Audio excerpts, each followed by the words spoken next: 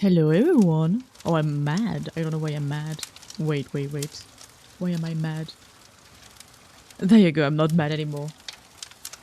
Hello everyone. How are you all doing on this good day? I hope you're doing quite fine. Welcome. Thank you very much, Cursive, by the way, for the resub. I appreciate it very much. 3 months is a lot.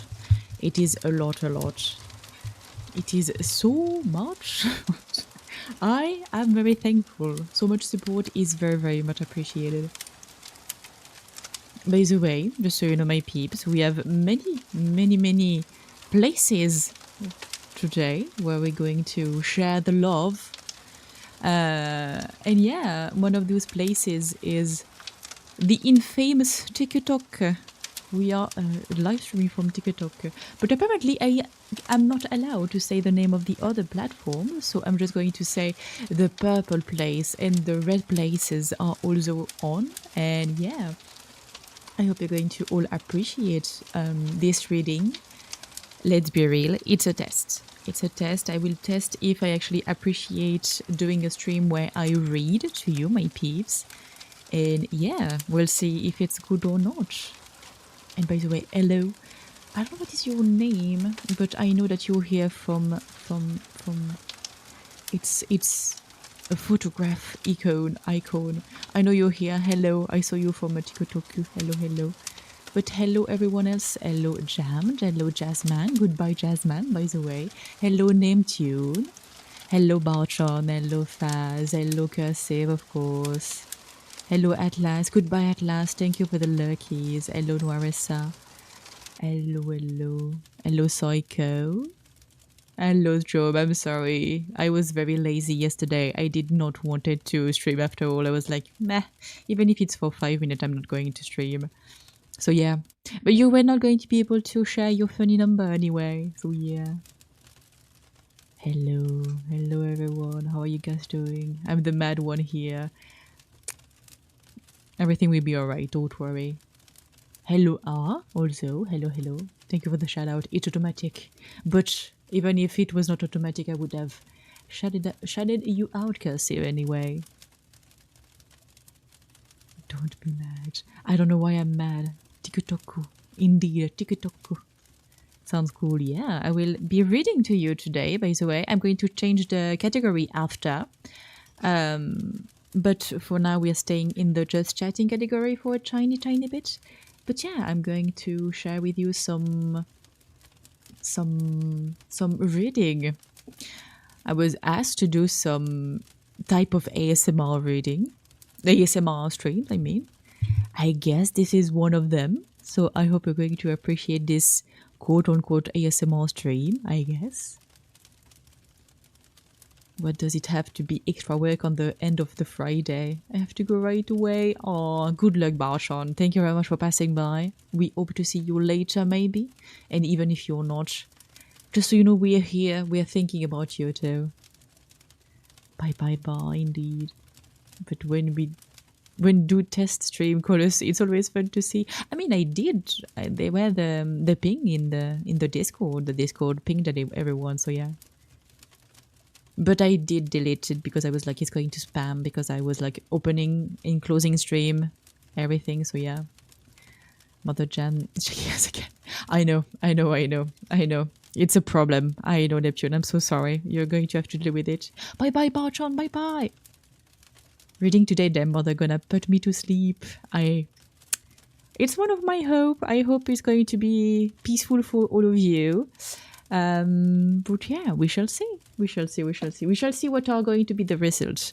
It's, like I said, it's a test. So it's a test for many reasons. It's a test for the reason also that I never done that before. Am I going to like it? I don't know. But we're going to see if I'm going to like it. If I like it, I will do another one of those streams. And if I don't like it, I'm not going to continue. And if you guys like it, and I like it, I'm going to continue. So we will see. We shall see. Hello, Loki from the red platform. I cannot say the name of this platform anymore. Kermit with Frog, indeed. I have been playing this tiny game that Cursive actually like played on his own stream. So go check out Cursive. He is very, very peaceful when he streams also. It's curse word. It's like a Scrabble type of game. And it was actually very, very funny. So yeah. How are you doing, Lucky? I hope you're doing fine. And I thought you were the one that requested the side-eye emote. I don't know why, so that's why I pinged you into Discord, by the way. So it's something else you can do when you feel I don't want to play anything. The thing is, I feel like this is going to take more energy from me than anything else. So yeah, I feel like it's going to take a lot of energy from me compared to just like playing video games and stuff. Very good game. It is. Indeed, indeed. Indeed. By the way, hello Diego. I don't know if you're here. I just saw that you rejoined. Hello Diego. I'm here. Just didn't know what your name was before. I was struggling to find your name. But yeah. Because you will try not to misspell. Misspell? What do you mean by misspell? By the way, if the fire is too much for you, just tell me. I will turn it down a tiny bit. By the way, I have a command for you, my peeps.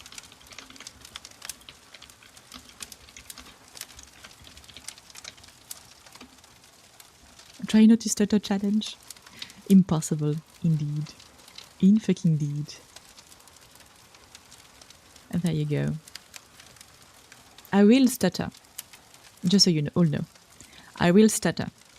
It's going to be not as peaceful as you all think it's going to be.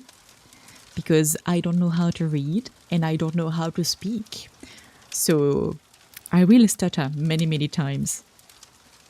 We'll see how many times I'm going to stutter, so yeah.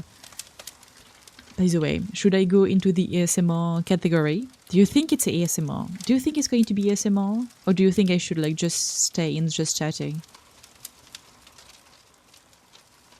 For me, it will be because it will be peaceful and funny. Ooh, nice.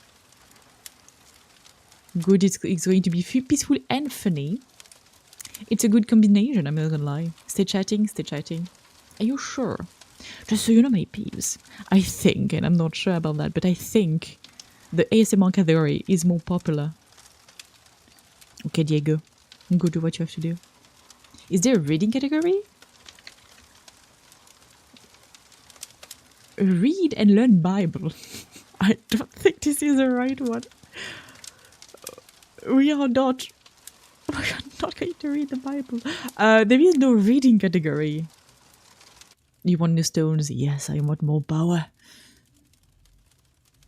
There is a reading category for reading books out loud. Really? Is there? How do you... Book, maybe? Book? Books? If you put to read the Bible, I will run. No. No, don't worry. By the way, hello, Manrod. How you doing, buddy? Nice, I predict the time we're done. The stutter counter gotta be 100 plus. You are being very nice to me, Neptune. You are being extremely nice to me.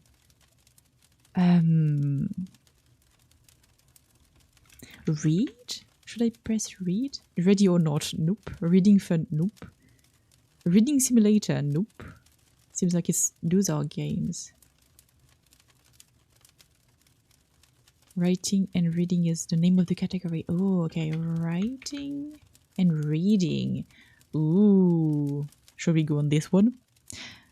Are we going to go on the writing and reading or on the ASMR category? I'm going to leave you the choice. You're going to make the choice for me. Like that, if it's a bad choice, I can say that it is your fault.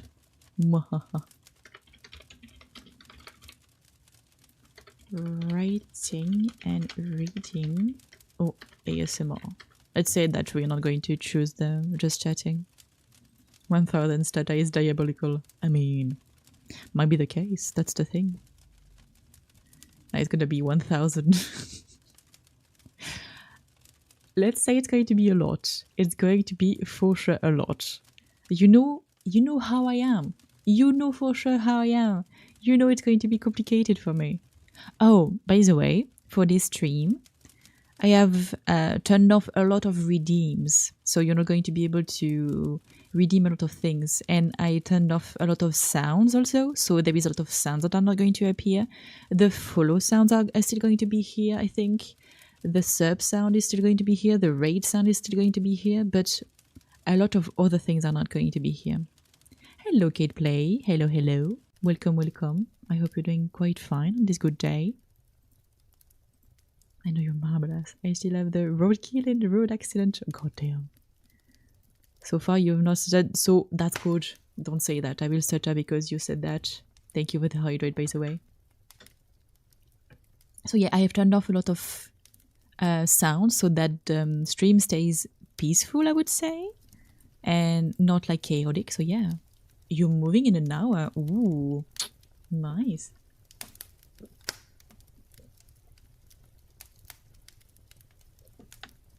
I hope this chaos is not going to be chaotic too much during the moving.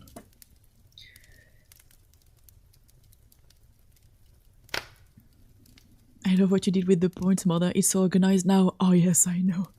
I know. I was like, I need to do that. I need to do that, and I did it, and I was like, yes. Yes. I am a psychopath. I am a goddamn psychopath. So yeah. I put the links, although if you want to clip something, you can just like redeem the clip it redeem, and it's going to be like perfect. And I do plan like I did, as you can see, there is a lot of redeems that are not here anymore.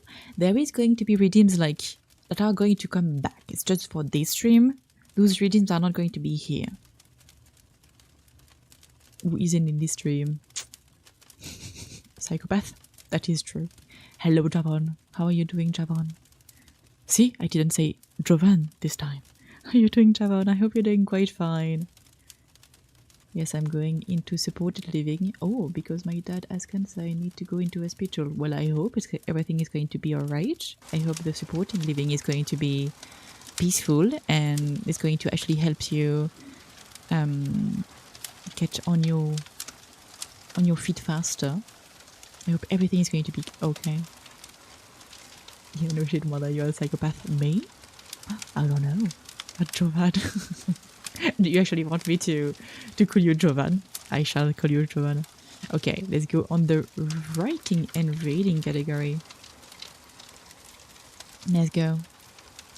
Tough battle, buddy. But you and him got this. Yes. We believe in you. We don't know who you are. You're a random person on the internet, but we believe in you. I think it's better like this.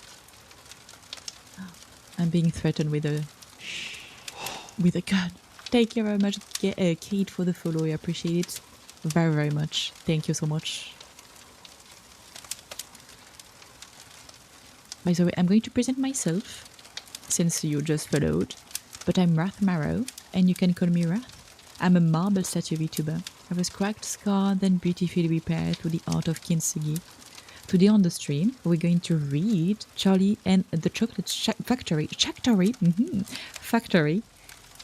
by Randall. I don't know how to say that in English. So yeah, we're going to do that. It's a test stream, so I don't know for how much time I'm going to read. We'll see. The Factory. Exactory. How are you doing, Twitching? I hope you're doing quite fine today. Welcome, welcome on this disaster of a stream, on this test of a stream, where I'm going to read to people, and it's going to be extremely scary for me because I've never done that. I'm not good at speaking, nor am I good at like reading. So, scuff stream every day, all day. You're doing well, Tori? Oh, that's fantastic, Tori, then. I hope you're going to have a fantastic day, Twitching. And thank you for passing by the way. I don't know if you're going to speak too much after. But speaking of speaking, I'm not sure I'm going to be able to read all of your messages. I think I'm going to mostly focus on the reading, by the way. So you can talk between each other. That is absolutely fine. Just as usual, stay respectful. don't thirst too much. If Freddy comes into the chat, Neptune, calm down. By the way, Neptune, I don't know if you ever checked twitching model, but I think you could thirst on twitching also, so yeah. I mean, that's since first year of high school. I think I have never read Charlie and the Chocolate Factory. I do have the book in English. I don't have the book in French, because if you do not know, I am French. I don't have the book in French. I have the book in English. And that's it. Wrath and reads messages. Oh no! Oh no! Yeah, it's going to be complicated. I'm going to have to like focus on reading Charlie and the Chocolate Factory. So we shall see. Where? Come here, twitching. Hello, Astral. How are you doing?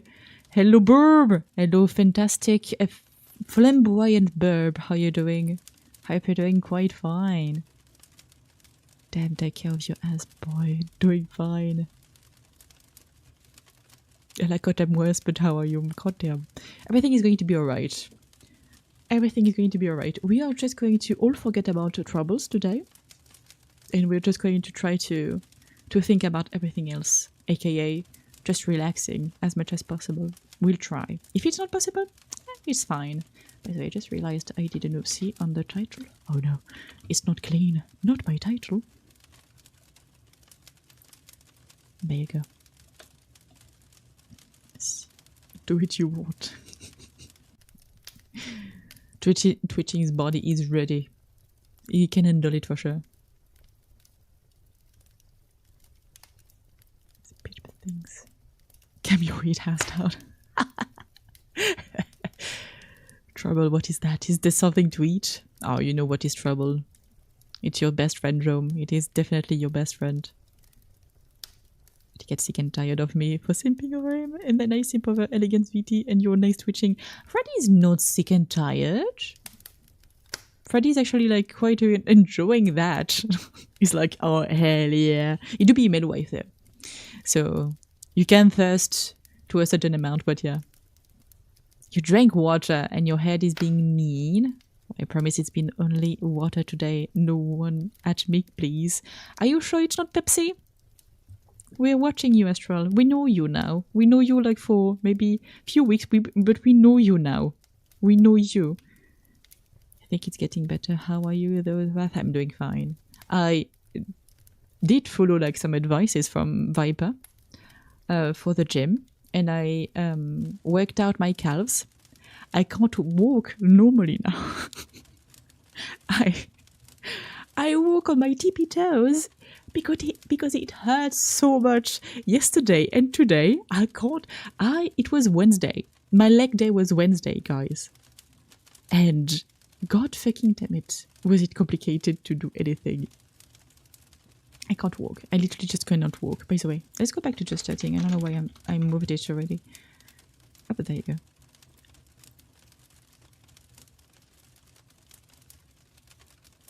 I will send proof. We need the proof. We indeed need the proof. Water isn't Gatorade. Better not be Gatorade. It's got what plant's grave. It's got electrolytes. Astral Modern. Are you referencing to the movie? I have never watched this movie. I have only seen the fucking clips of it.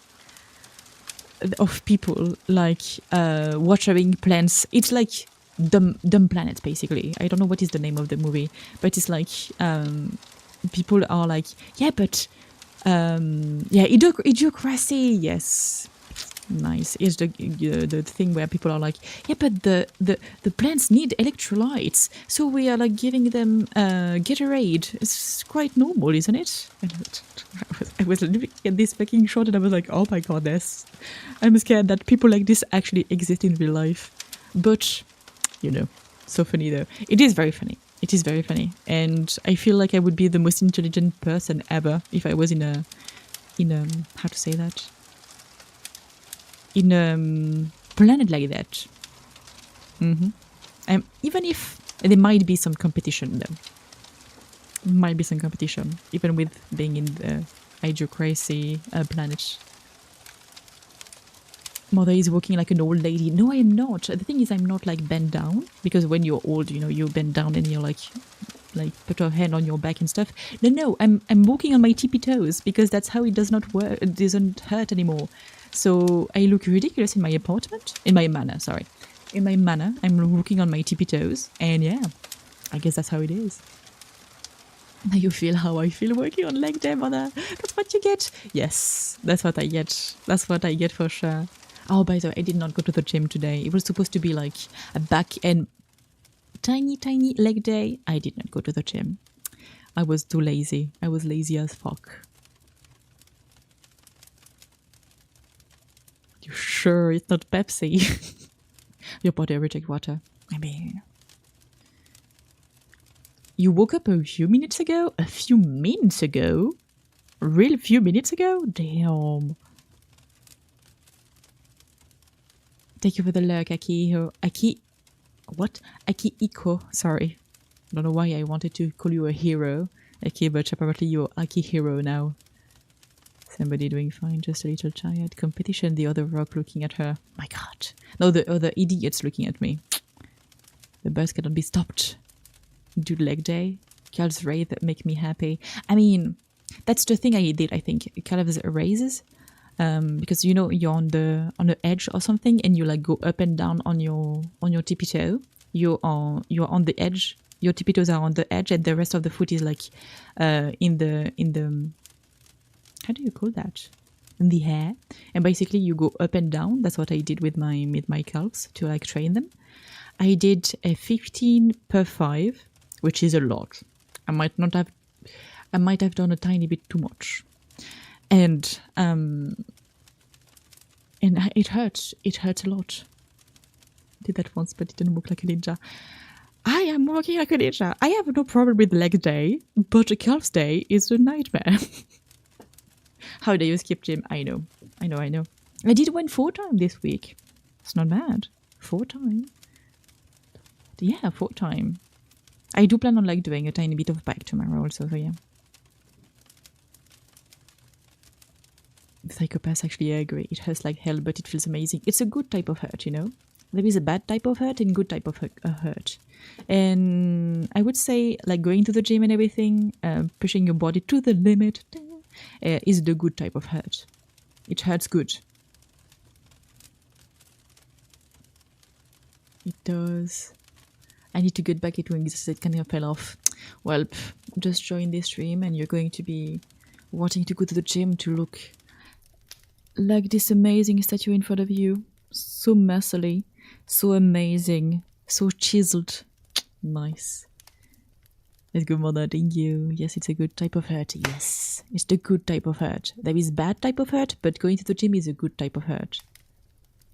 4 times streak? Okay, I'm gonna hold you accountable for this. Here's head pat, mother. Thank you for the head pat. I appreciate it. But yeah, 4 days in a row, and last week, Friday, I went to. It's just that I kind of want to not go to the gym today. I'm not going to go to the gym because it's Saturday, and Saturday at gyms are a nightmare. But I am going to just enjoy life and do a tiny bit of bike tomorrow. Maybe 30 minutes to an hour. I don't know how much, but yeah. We're proud of you, mother. Thank you. Hell yeah. You should get back into exercise as long as your head don't hurt. Yes, and no Pepsi. I do think going to the gym or like doing exercise, one of the two, is going to help you with your headaches. Because since I went back to the gym, so I drink a lot more, which is normal. Your body is requiring like more water, and I have not had one headache since Friday. Not one. I do have calf ache, that's for sure, but not one headache. My body is happy, and I am also happy. So yeah, just go to the gym. It's going to solve everything in your life. You just got cheated on, go to the gym. You lost a very important person in your life, go to the gym. You have like health problem, go to the gym. Go gym equal low cortisol. I have no idea what is this meme. I saw this like meme. I have no idea what is this meme. I don't understand the meme. What is the low cortisol meme? Can somebody explain to me? I saw it everywhere and I do not understand anything. So I got very discouraged, sadly, because my knee started aching, acting up, and when I tried to do squats, it was the type of pain that makes you topple over. It was sharp. I went to the doctor and they just said, take it easy on the leg. Well, yeah, okay. It's literally my diagnosis. I literally am like that too. I have a knee that is like, I need to be extremely careful with it. So squats is not a thing. I can never do squats ever again. Like, if I do squats, I need to be extremely fucking careful and do maybe 3 at a time, and that's it. Otherwise, my knee is just going to snap. And yeah, I had the same thing. The doctor was like, I guess just don't use your leg too much. Don't use your knee too much. And I was like, what the fuck do you mean? It's a leg. I'm walking around. What the fuck do you mean? So yeah, I went to like re-education and the re-education didn't work at all. So yeah, sometimes you just need to like find ways around. And what I was told is like to strengthen the muscles around your knee so that the knee doesn't work as much, and it's mostly the muscles that works, so that it's your knee doesn't like get destroyed more, I would say. So yeah, I don't get it either, but it's like you're not stressed out. Yeah, okay, yeah, okay, you're just like chill, you're just a chill man. Okay, I see. I don't know either. I'm old mother. Oh shit, Joe. Oh no. You need your knee. Please be careful indeed. Try cycling. Cycling is very good. It doesn't hurt too much on the knee. You still need like maybe some support on your knee. I do have support on my knee. Even it doesn't matter what I do. If I do a tiny bit of exercise, I'm going to put my support on my knee. But cycling is good. Never hurted myself with cycling, so yeah. Yeah, bike is something you can do without pushing your knee too bad. Exactly. Okay, so literally, it's just take it easy as heck. I played up the leg press too. Oh yeah, leg press. Nope. It was very fun to do. Yep, leg press. Or like just put a tiny bit amount of like weight. Maybe 10 kilos. I don't know what it is in pound, but yeah. I do like some leg press and I just put like 16 kilos, which is not a lot at all. But it's better than my entire fucking weight as a person. As a marble statue, so yeah. I love leg press. Why? I know, but you can do leg press, but just a tiny amount of weight. You have knee and shoulder support. Nice. The support is very important, specifically as an artist. If you have shoulder support, that's very important. Knee compressor thingling. It's perfect. My knee is almost is a pain in my ass, but I did for a few. It seems way better now. Ooh, nice. Very nice.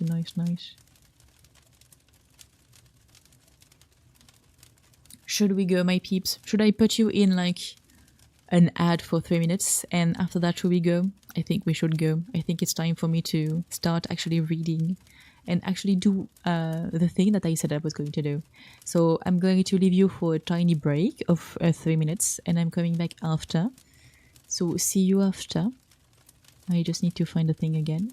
And yeah, see you after, my peeps.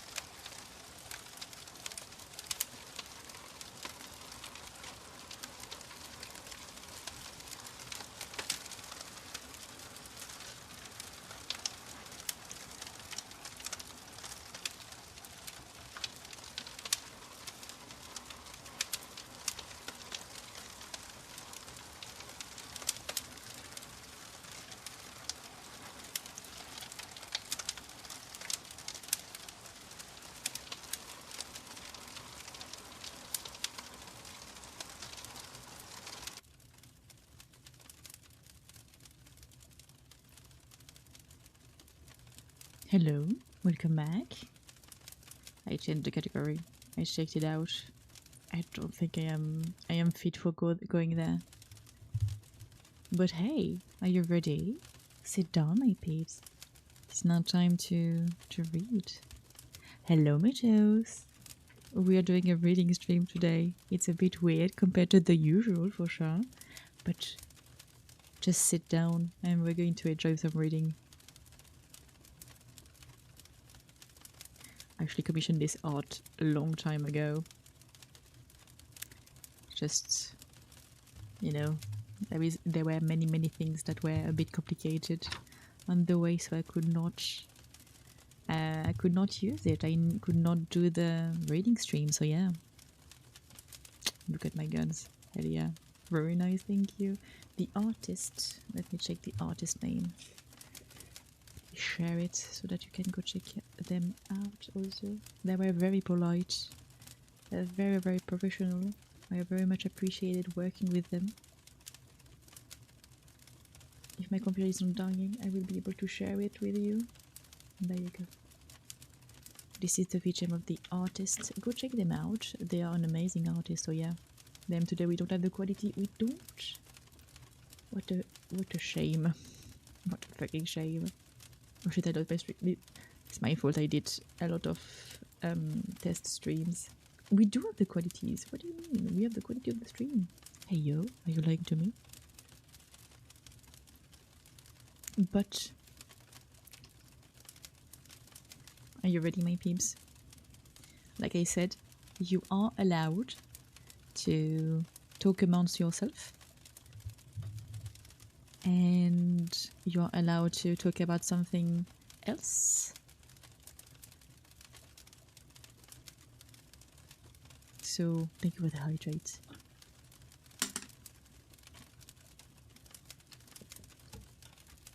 Drink water before you start, mother. Yes, thank you. And enjoy. You don't even have to speak. You don't even have to speak. Just enjoy. Here come Charlie, Chapter 1. These two very old people are the father and mother of Mr. Beckett. Their names are Grandpa Joe and Grandma Josephine. And these two over there, very old people, are the father and mother of Mr. Beckett. Their names are Grandpa George and Grandma Georgina. In the corner right there, you have Mr. Beckett. Next to him, you have Mrs. Beckett. Mr. and Mrs. Beckett have a small boy whose name is Charlie Beckett. Charlie, how did you do? And how do you do? How did you do again? He's pleased to meet you.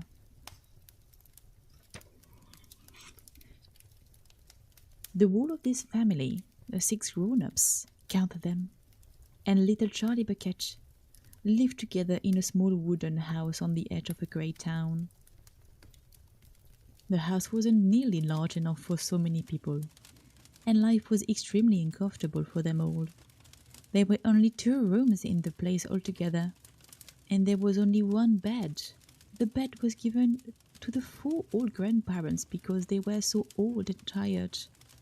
They were so tired. They never got out of it. Grandpa Joe and Grandma Josephine on this side, Grandpa George and Grandma Georgina on this side. Mr. and Mrs. Beckett and little Charlie Beckett slept in the other room upon mattresses on the floor.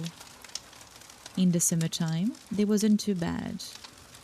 But in the winter, freezing cold draughts blew across the floor all night long, and it was awful. There wasn't any question of them being able to buy a better house, or even 1 more bed to sleep in. They were far too poor for that. Mr. Beckett was the only person in the family with a job. He worked in a toothpaste factory, where he sat all day long at the bench and screwed the little caps onto the tops of the tubes of toothpaste after the tubes had been filled. But a toothpaste cap screwer has never been paid very much money, And poor Mr. Bucket, however hard he worked, and however fast he screwed on the caps, was never able to make enough to buy one half of the thing that the so large family needed. There wasn't even enough money to buy proper food for them all. The only meals they could afford were bread and margarine for breakfast, boiled potatoes and cabbages for lunch, and cabbages food for supper. Sundays were a bit bitter. They all looked forward to Sundays because then, although they had exactly the same, everyone was allowed a second helping. The Buckets, of course, didn't starve, but every one of them, the two old grandfathers, the two old grandmothers, Charlie's father, Charlie's mother, and especially little Charlie himself, went about from morning to night with an horrible empty feeling in their tummies. Charlie felt it worst of all, and although his father and mother often went without their own share of lunch or supper so they could give it to him, it still wasn't nearly enough for a growing boy. He desperately wanted something more filling and satisfying than cabbage and cabbage soup. The one thing he longed for more than anything else was chocolate. Walking to school in the mornings, Charlie could see great slabs of chocolate piled up high in the shop windows, and he would stop and stare and press his little nose against the glass, his mouth watering like mad. Many times a day, he would see other children taking bars of creamy chocolate out of their pockets and munching them greedily. And that, of course, was pure torture. Only once a year, on his birthday, did Charlie Bucket ever get the taste of a bit of chocolate. The whole family saved up their money for that special occasion, and when the great day arrived, Charlie was always present with one small chocolate bar to eat all by himself. And each time he received it, on those marvelous birthday mornings, he would place it carefully in a small wooden box that he owned and treasured it as though it were a bar of solid gold. And for the next few days, he would allow himself only to look at it, but never to touch it. Then, at last, when he could stand it no longer, he would peel back a tiny bit of the paper warping at one corner to expose a tiny bit of chocolate, and then he would take a tiny nibble, just enough to allow the lovely sweet taste to spread out slowly over his tongue. The next day, he would take another tiny nibble, and so on, and so on. And in this way, Charlie would make this sixpenny bar of birthday chocolate last him for more than a month. But I haven't yet told you about the one awful thing that tortured little Charlie, the lover of chocolates. More than anything else, this thing for him was far, far worse than seeing slabs of chocolate in the shop windows or watching other children munching bars of creamy chocolate right in front of him. It was the most terrible, torturing thing you could ever imagine. And this was it. In the town itself, actually within sight of the house in which Charlie lived, there were an enormous chocolate factory. Just imagine that. And it wasn't simply an ordinary enormous chocolate factory either. It was the largest and most famous in the whole world.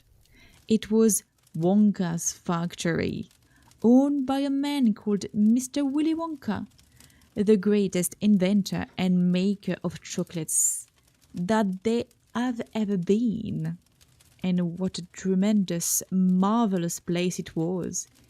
It had huge iron gates leading into it, and a high wall surrounding it, and smoke belching from its chimney, and a strange wheezing sound coming from deep down below it. And outside the walls, for half a mile around in every direction, the air was scented with the heavy, rich smell of melting chocolates. Twice a day, on his way to and from school, little Charlie Bucket had to walk right past the gate of the factory, and every time he went by, he would begin to walk very, very slowly, and he would hold his nose high in the air and take a long deep sniff of the gorgeous chocolatey smell all around him. Oh, how he loved that smell! And oh, how he wished he could go inside the factory and see what it was like. Chapter 2, Mr. Willy Wonka's Factory. In the evenings, after he had finished his supper of watery cabbage soup, Charlie always went into the room of his 4 grandparents to listen to their stories, and then afterward to say good night. Every one of these old people was over 90. They were as shriveled as prunes and as bony as skeletons. And throughout the day, until Charlie made his appearance, they laid huddled in their one bed, 2 at either end, with the nightcaps on to keep their head warm, dozing the time away with nothing to do. But as soon as they heard the door opening and heard Charlie's voice saying, "Good evening, Grandpa Joe and Grandma Josephine, and Grandpa George and Grandma Georgina," then all 4 of them would suddenly sit up, and their old wrinkled face would light up with smiles of pleasure, and the talking would begin, for they loved this little boy. He was the only bright thing in their lives, and his evenings visit were something that they looked forward to all day. Often Charlie's mother and father would come in as well and stand by the door, listening to the stories that the old people told. And thus, for perhaps half an hour every night, this room would become a happy place, and the whole family would forget that it was hungry and poor. One evening, when Charlie went in to see his grandparents, he said to them, "Is it really true that Wonka's chocolate factory is the biggest in the world?" "True?" cried all 4 of them at once.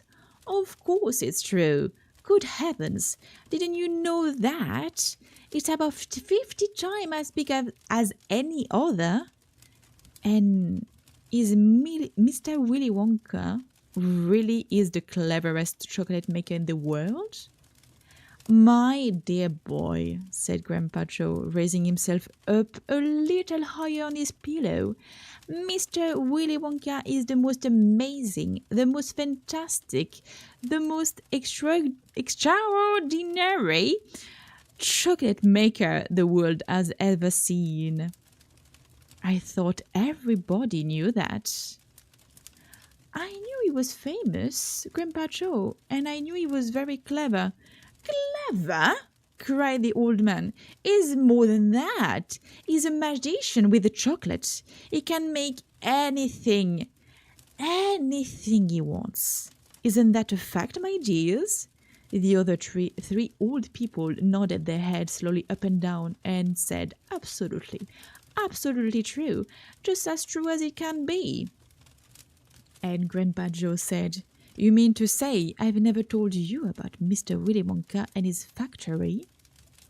"Never," answered little Charlie. "Good heavens above! I don't know what's the matter with me. Will you tell me now, Grandpa Joe, please?" "I certainly will. Sit down beside me on the bed, my dear, and listen carefully."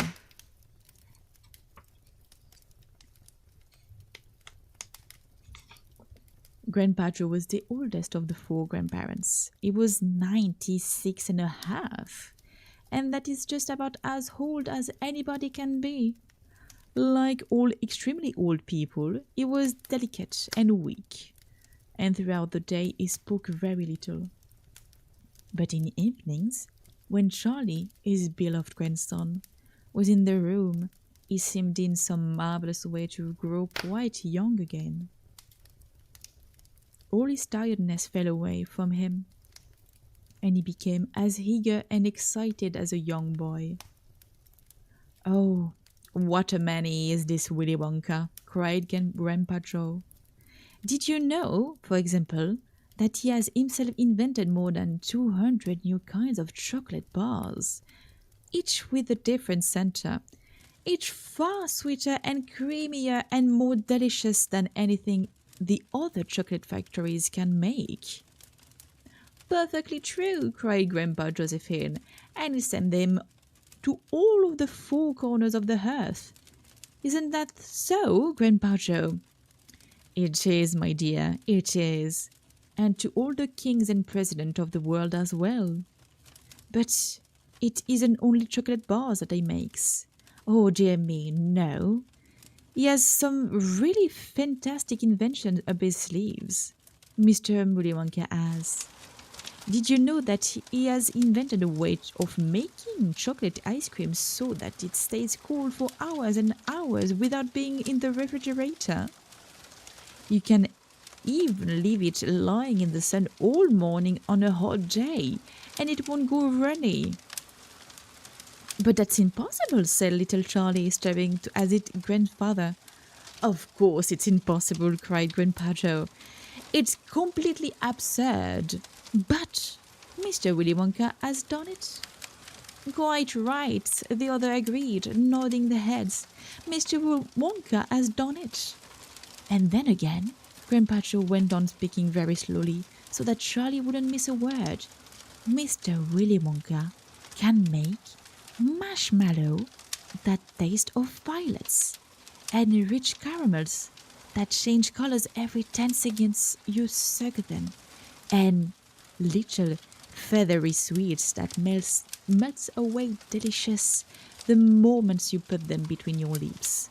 It can make chewing gums that never loses its taste, and sugar balloons that you can blow up to enormous size before you pop them with a pin and gobble them up. And by a most secret method, he can make lovely blue bird's egg with a black spot on them. And when you put one of these in your mouth, it gradually gets smaller and smaller until suddenly there is nothing left except a tiny little pink sugary baby bird sitting on the tip of your tongue. Thank you very much, Auto, for the raid. I appreciate it a lot. I'm sorry, I'm not going to be able to give you a lot of attention. I'm going to try to continue keeping my focus on the reading. I appreciate the raid so fucking much, though. Thank you very much for the support. Since I've known you, you've been supporting me, and I appreciate it a lot, Auto. Thank you so very much. Please take a seat. Take a seat. I'm going to continue my reading. She broke the reading chain. I'm sorry. I tried my best. But yeah, take a seat. I'm going to continue. We are about to talk about Mr. Willy Wonka's life.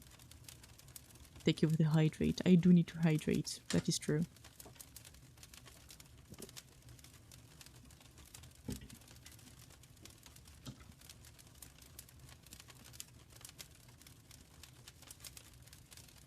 Thank you for the lurk, Auto. Thank you very much, everyone, by the way. Have a lovely day. Enjoy everything that you need to do. And yeah, I'm going to continue. Grandpa Joe paused and ran the point of his tongue slowly over his lips. It makes my mouth water just thinking about it, he said. Mine too, said little Charlie. But please, go on. While they were talking, Mr. and Mrs. Bucket, Charlie's mother and father, had come quietly into the room and now both were standing just inside the door, listening. "Tell Charlie about the crazy Indian prince," said Grandma Josephine. "He'd like to hear that." "You mean Prince Pondicherry?" said Grandpa Joe, and he began chuckling with laughter. "Completely dotty," said Grandpa George. "But very rich," said Grandma Georgina. "What did he do?" asked Charlie eagerly. "Listen," said Grandpa Joe, "and I will tell you." Mr. Wonka and the Indian Prince, Chapter 3.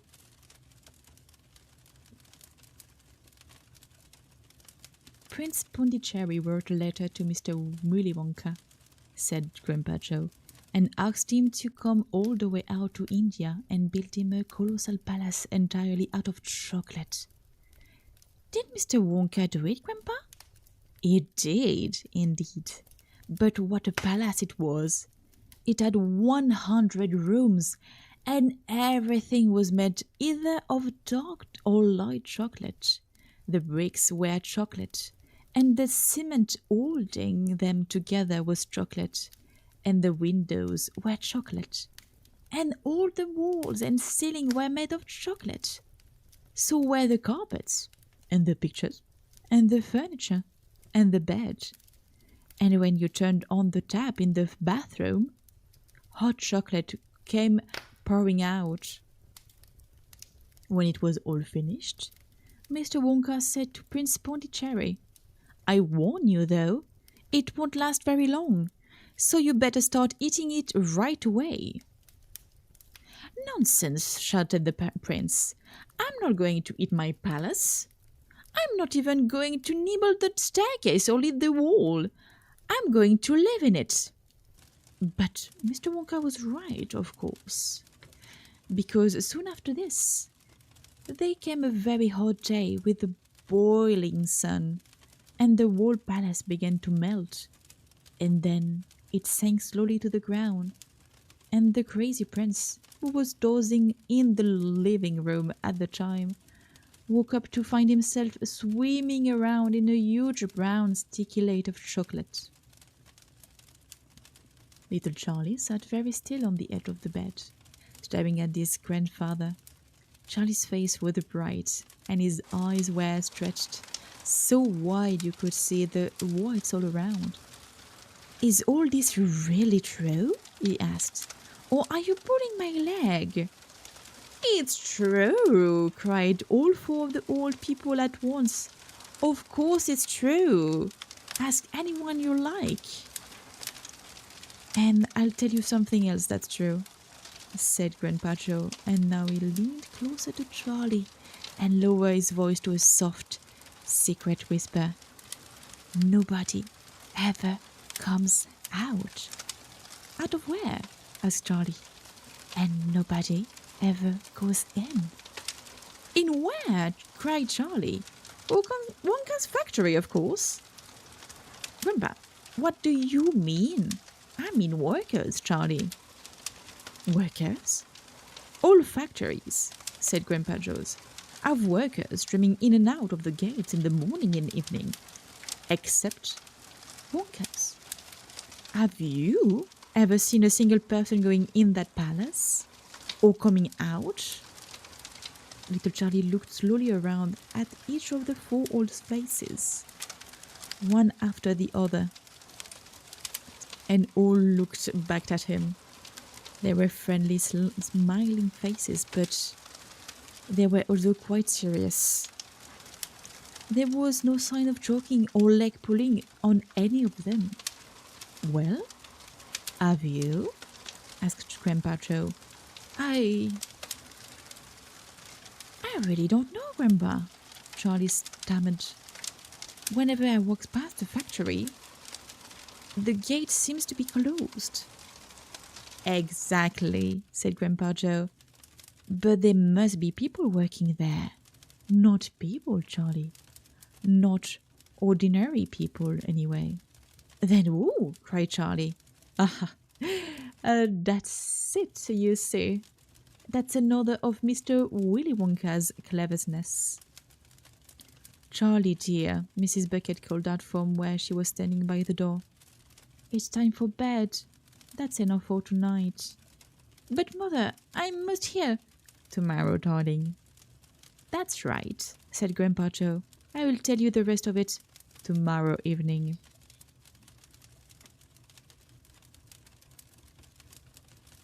Chapter 4. The Secret Workers. The next evening, Grandpa Joe went on with his story. You see, Charlie, he said, not so very long ago, there used to be thousands of people working in Mr. Willy Wonka's factory. Then one day, all of a sudden, Mr. Wonka had to ask every single one of them to leave, to go home, never to come back. But why? Asked Charlie. Because of spies. Spies? Yes, spies. All the other chocolate makers, you see, had begun to grow jealous of the wonderful sweets that Mr. Wonka was making. And they started sending in spies to steal his secret recipes. The spies took jobs in the Wonka factory, pretending that they were very ordinary workers. And while they were there, each one of them found out exactly how a certain special thing was made. And did they go back to their own factories and tell? Asked Charlie. They must have, answered Grandpa Joe, because soon after that, Fickle Grubber's factory started making an ice cream that would never melt, even in the hottest sun. Then, Mr. Broadnose's factory came out with a chewing gum that never loses its flavor however much you chew on it. And then, Mr. Slugworth's factory began making sugar balloons that you could blow up to huge size before you pop them with a pin and gobble them up. And so on, and so on. And Mr. Willy Wonka tore his beard and shouted, "This is terrible. I shall be ruined. There are spies everywhere. I shall have to close the factory." But he didn't do that, Charlie said. Oh, yes, he did. He told all of the workers that he was sorry, but they would have to go home. Then he shut the main gates and fastened them with a chain. And suddenly, Wonka's giant chocolate factory became silent and deserted. The chimney stopped working. The machine stopped whirling. And from then on, not a single chocolate or sweet was made. Not a soul went in or out. And even Mr. Willy Wonka himself disappeared completely. Month and month went by, said Grandpa Joe. But still the factory remained closed. And everybody said, "Poor Mr. Wonka, he was so nice. And he made such marvelous things. But he's finished now. It's all over." Then something astonishing happened. One day, early in the morning, thin columns of white smoke were seen to be coming out of the top of the tall chimneys in the factory. People in the town stopped and stared. "What's going on?" they cried. "Someone's lit the furnaces. Mr. Wonka must be opening up again." They ran to the gates, expecting to see them wide open, and Mr. Wonka standing there to welcome his workers back. But no, the great iron gates were still locked and chained as securely as ever, and Mr. Wonka was nowhere to be seen. "But the factory is working," the people shouted. "Listen, you can hear the machines, and all whirling again, and you can smell the smell of melting chocolate in the air." Grandpa Joe leaned forward and laid a long bony finger on Charlie's knee and said softly, but most mysterious of all, "Charlie, shadows in the windows of the factory. The people standing on the street outside could see small, dark shadows moving about behind the frosted glasses windows. Shadows of whom? Said Charlie quite quickly. That's exactly what everybody else wanted to know. The place is full of workers, the people shouted. But nobody has gone in. The gates are locked. It's crazy. Nobody ever comes out either. But there was no question at all, saying Grandpa Joe, that the factory was running. And it's gone on running ever since for these last 10 years. What's more, the chocolates and sweets it's been turning out have become more fantastic and delicious all the time. And of course now, when Mr. Wonka invents some new and wonderful sweets, neither Mr. Fickleburger, nor Mr. Podnoses, nor Mr. Slugworth, nor anybody else is able to copy it. No spies can go into the factory to find out how it is made. But, Grandpa, who? Cried Charlie. Who is Mr. Wonka using to do all of the work in the factory? Nobody knows, Charlie. But that's absurd. Hasn't someone asked Mr. Wonka? Nobody sees him anymore. He never comes out. The only things that comes out of that place are chocolates and sweets. They come out through a special trapdoor in the wall, all packed and addressed, and they are picked up every day by post office trucks. But Grandpa, what sort of people are there that works in there? My dear boy, said Grandpa Joe, that is one of the great mysteries of the chocolate-making world. We know only one thing about them. They are very small. The faint shadows that sometimes appear behind the windows, especially late at night when the lights are on, are those of tiny people no taller than my knee. There is not such people, Charlie said. But then Mr. Bucket, Charlie's father, came into the room. He was home from the toothpaste factory, and he was waving an evening newspaper with an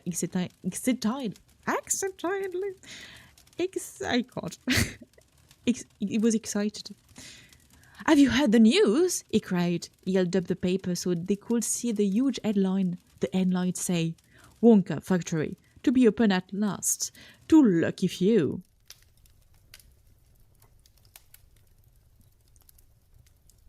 Chapter 5. The Golden Tickets.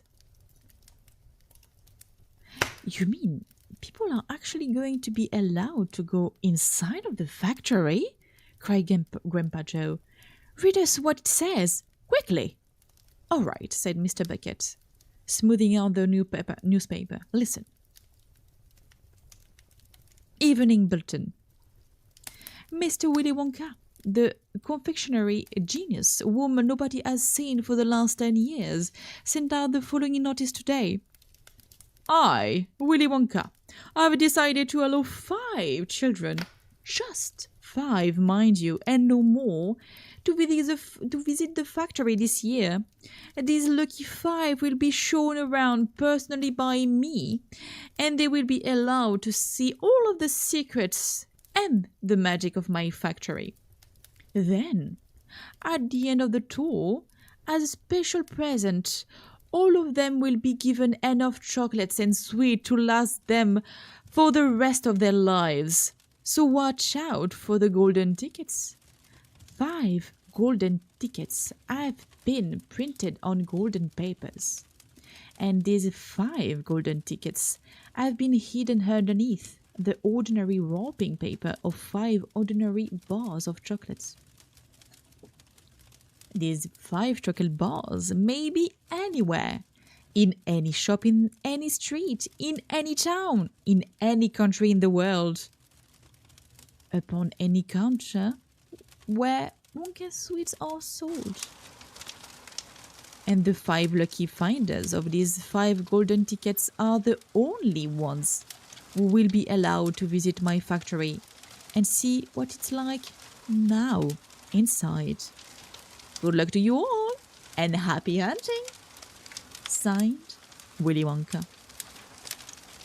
The man's is dirty, muttered Grandpa Josephine.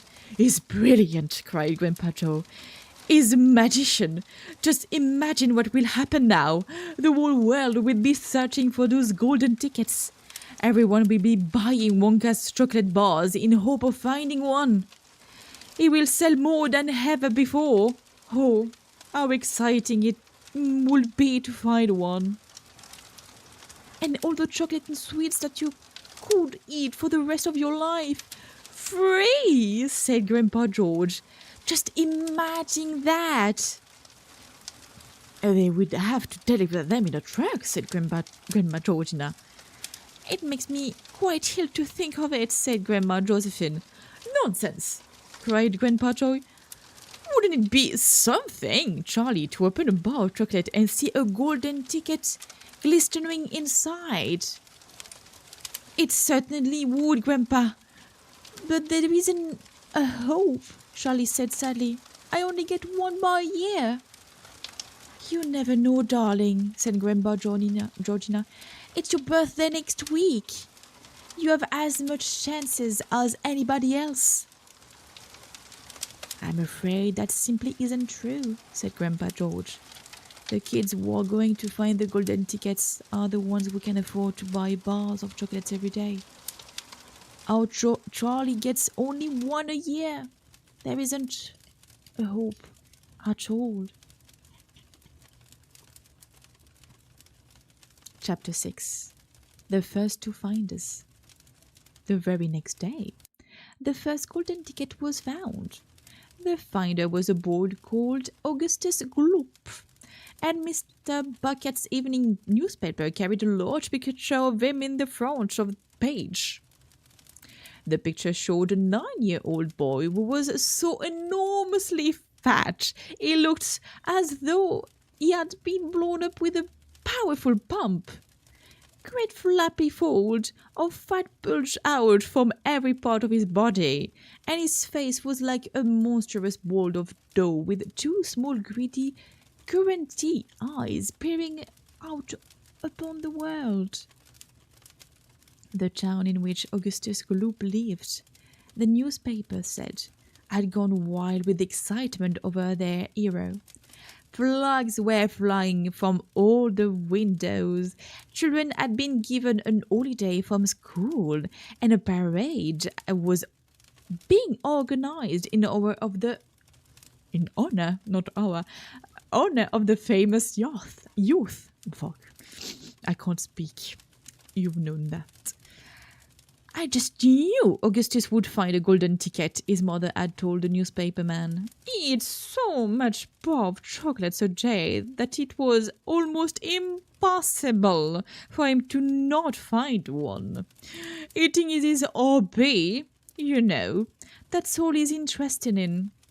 But still, that's better than being an hooligan and shooting off zip guns and things like that in his spare time, isn't it? And what I always say is, wouldn't go on eating like he does unless he needed nourishment, wouldn't he? It's all vitamins anyway. What a thrill it will be for him to visit Mr. Wonka's marvelous factory. We are just as proud as anything. What a revolting woman, said Grandpa Josephine. And what a repulsive boy, said Grandpa Georgina. Only 4 golden tickets left, said Grandpa George. I wonder who will get those. And now, the whole country, indeed, the whole world, seemed suddenly to be caught up in a mad chocolate buying spree. Everybody searching frantically for those precious remaining tickets. Fully grown women were seen going into sweet shops and buy 10 Wonka bars at a time, then tearing off the warpers on the spot and peering eagerly underneath for a glint of golden paper. Sorry. Children were taking hammers and smashing their piggy banks and running out to the shops with handsfuls of money. In one city, a famous gangster robbed a bank of £1,000 and spent the whole lot of Wonka bars that same afternoon. And when the police entered his house to arrest him, they found him sitting on the floor amidst mountains of chocolates, ripping off the warpers with the blade of a long dagger. In far Russia, a woman called Charles claimed to have found the second ticket, but it turned out to be a clever fake. The famous English scientist, Professor Foulbody, invented a machine which could tell at once without opening the warpers of a bar of chocolates whether or not there was golden ticket hidden underneath it. Take just a quick break.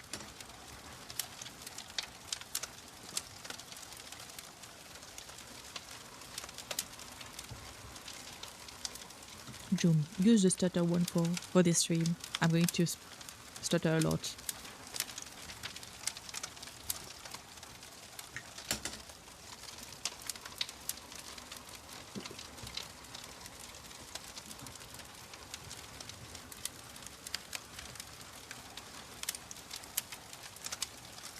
Okay. The famous English scientist Professor Foulbody invented a machine which could tell you at once without opening the wrapper of a bar of chocolates whether or not there was a golden ticket hidden underneath it. The machine had a mechanical arm that shot out with tremendous force and grabbed on hold of anything that had the slightest bit of gold inside it. And for a moment, it looked like the answer to everything. But unfortunately, while the professor was showing off the machine to the public at the sweet counter of a large department store, the mechanical arm shot out and made a grab for the gold filling in the back tooth of a duchess who was standing nearby. It was a ugly scene, and the machine was smashed by the crowd.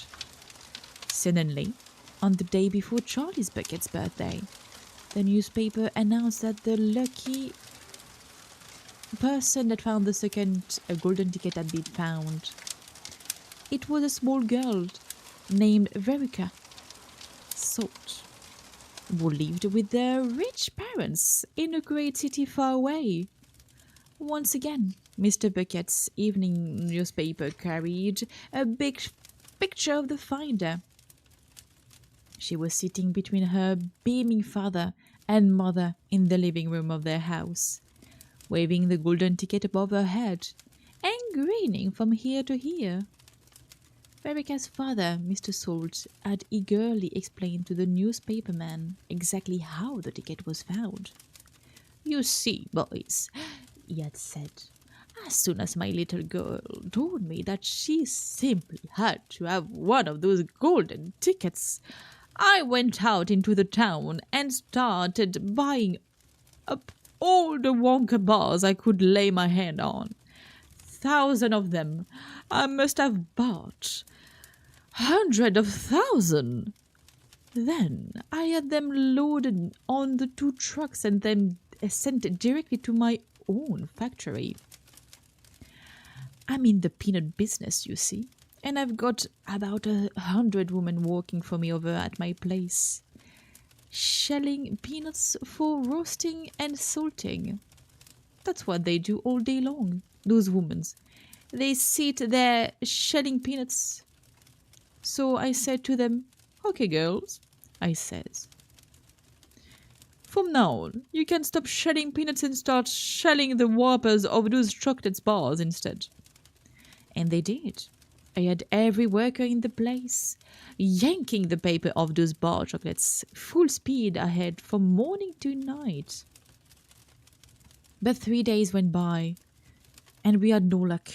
Oh, it was terrible. My little Veruca got more and more upset each day, and every time I went home, she would shout at me, "Where's my golden ticket? I want my golden ticket!" And she would lie for hours on the floor, kicking and yelling in the most disturbing way. Well, I just hated to see my little girl feeling unhappy like this. So I vowed I would keep up with the search until I got her what she wanted. And then suddenly, on the evening of the fourth day, one of my woman walkers yelled, "I've got it! A golden ticket!" And I said, "Give it to me, quick!" And then she did. And I rushed it home and gave it to my darling Verica. And now she's all smile, and we have a happy home once again. "And that's even worse than the fat boy," said Grandma Josephine. "She needs a really good spanking." "Hello," said Grandpa Georgina. "I don't think the girl's father played it quite fair, Grandpa, do you?" Charlie murmured. "He spoils her," Grandpa Joe said. "And no good can ever come from spoiling a child like that. Charlie, you mark my words." "Come to bed, my darling," said Charlie mother. "Tomorrow's your birthday. Don't forget that." So I accept you'd be up early to open your present. "A Wonka chocolate bar?" "Bear?" cried Charlie. "It is a Wonka bar, isn't it?" "Yes, my love," his mother said. "Of course it is." "Oh, wouldn't it be wonderful if I found the third golden ticket inside it?" Charlie said. "Bring it in here when you get it," Grandpa Joe said. "Then we can all watch you taking off the warper." I shall take a quick break. I'm going to leave you with 3 minutes ad break. Be careful. The sound is going to be startling. The ads are going to scream at you. I shall see you after. I just need to relax my mouth a bit. See you after, my peeps.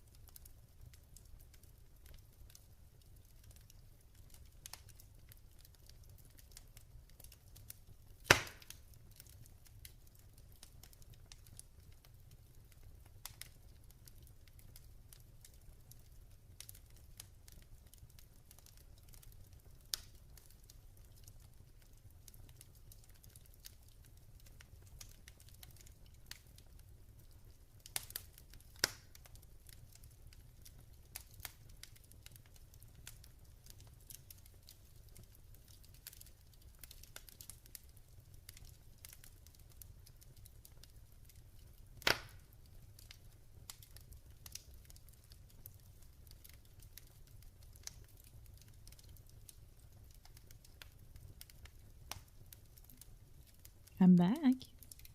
So I checked out the all of the chapters. It is harder than I thought. Just reading is harder than I thought, my peeps. Reading nonstop is harder than I thought. So what I'm gonna do is I'm going to read until chapter 14. I think it could be a good separation. Thank you for the welcome back. I think it's going to be a good separation because it's right before we enter the chocolate factory. And let's say that next week I continue the reading. What do you think? We're going to read. There is 30 chapters, by the way. 30 chapters. So we're going to read until the chapter 14. We're going to stop at 14 because basically chapter 14 is when they enter the chocolate factory. And after that, yeah, we're going to just enjoy some searching of the golden tickets because my god, is it hard. I can feel myself stutter even before I'm saying the words, so yeah. Sound good, okay. That sounds good, mother. Good, good, good. So 2 weeks. 2 weeks of reading streams. Do you like it? We're gonna see. We're gonna see if I enjoy it. For now, I quite enjoy it, actually.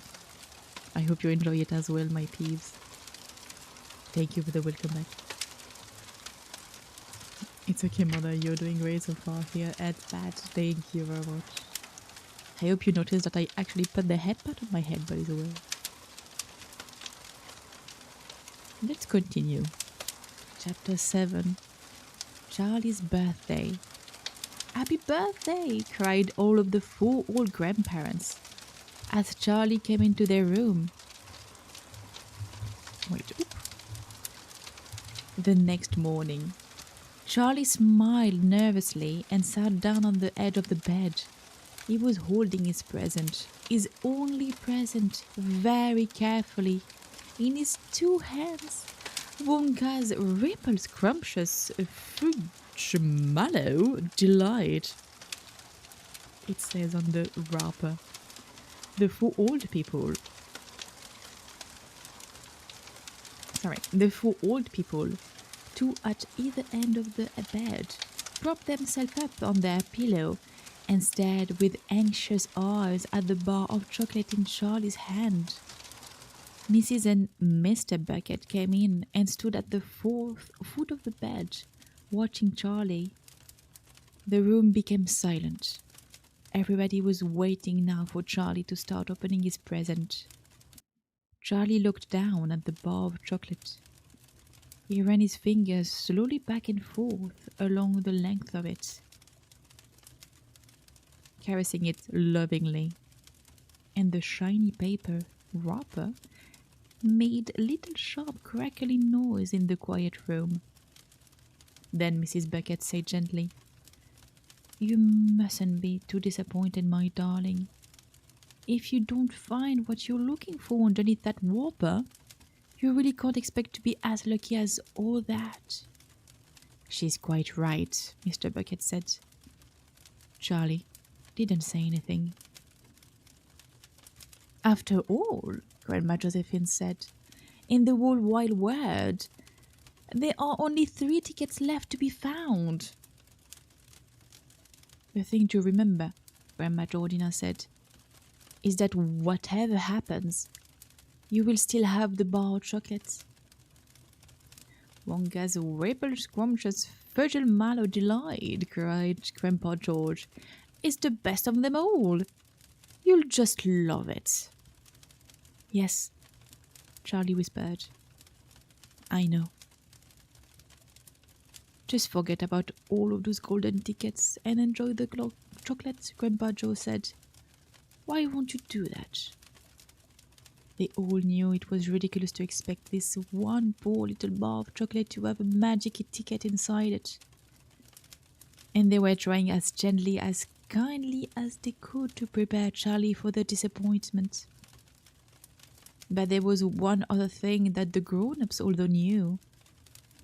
And it was this, that however small the chance might be of striking luck, the chance was here.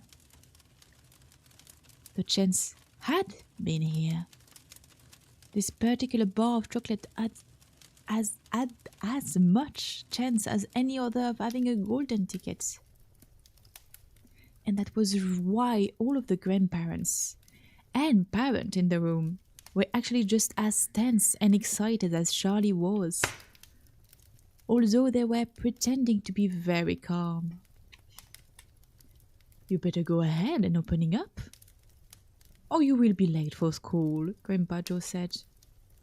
You might as well get it over with, Grandpa Joe said. Opening, my dear, open it. Grandma, Georgina said. Please open it. You're making me jumpy. Very slowly, Charlie's finger began to tear open one small corner of the warping paper. The old people in the bed all leaned forward, craning their scraggy necks. Then suddenly, as though he couldn't bear the suspense any longer, Charlie tore the paper right down the middle, and on this, to his lap, there fell a light brown, creamy colored bar of chocolates. But there were no sign of a golden ticket anywhere. Well, that's that, said Grandpa Joe brightly. It's just what we expected. Charlie looked up. 4 kind old faces were watching him intently from the bed. He smiled at them, a small, sad smile, and then he shrugged his shoulder and picked up the chocolate bar and held it out to his mother and said, Here, Mother, have a bit. We'll share it. I want everybody to taste it. Certainly not, his mother said, and the other cried, No, we wouldn't dream of it. It's all yours. Please, begged Charlie, turning around and offering it to Grandpa Joe. But neither he nor anyone else would shake even a tiny bit. It's time to go to school, my darling, Mrs. Bucket said, putting an arm around Charlie's skinny shoulders. Come on, or you will be late.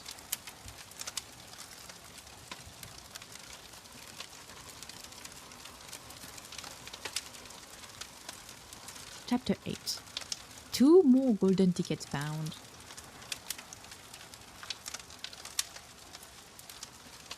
That evening, Mr. Bucket's newspaper announced the finding of not only the 3rd golden ticket, but the 4th as well. 2 golden tickets found today, screamed the headlines. Only 1 more left. All right, said Grandpa Joe, when the whole family was gathered in the old people's room after the supper. Let's hear who found them. The 3rd ticket, read Mr. Bucket, holding the newspaper up close to his face because he saw he were bad and he couldn't afford glasses. The 3rd ticket was found by a Miss Violet Beauregard. There was great excitement in the Beauregard household when our reporter arrived to interview the lucky young lady. Camera was clicking and flash bulb were flashing and people were pushing and jostling and trying to get a bit closer to the famous girl. And the famous girl was standing on a chair in the living room, waving the golden ticket madly at arm's length as though she was flagging a taxi. She was talking very fast and very loudly to everyone, and it was not easy to hear all that she said because she was chewing so furiously upon a piece of gum at the same time. I'm a good chewer, naturally, she shouted. But when I heard about those tickets things of Mr. Wonka's, I gave up gum and started on chocolate bars in the hope of striking lucky. Now, of course, I'm back at gum. I just adore gum. I can't do without it. I munch it all day long, except for a few minutes off at mealtime, when I take it out and stick it behind my ear for safekeeping. To tell you the truth, I simply wouldn't feel comfortable if I didn't have that little wedge of gum to chew on every moment of the day. I really wouldn't. My mother I said that it's not ladylike and it looks ugly to see a girl's jaw going up and down like mine do all the time. But I don't agree. Was she to criticize anyway? Because if you ask me, I'd say that her jaw are going up and down almost as much as mine are from just yelling at me every minute of the day.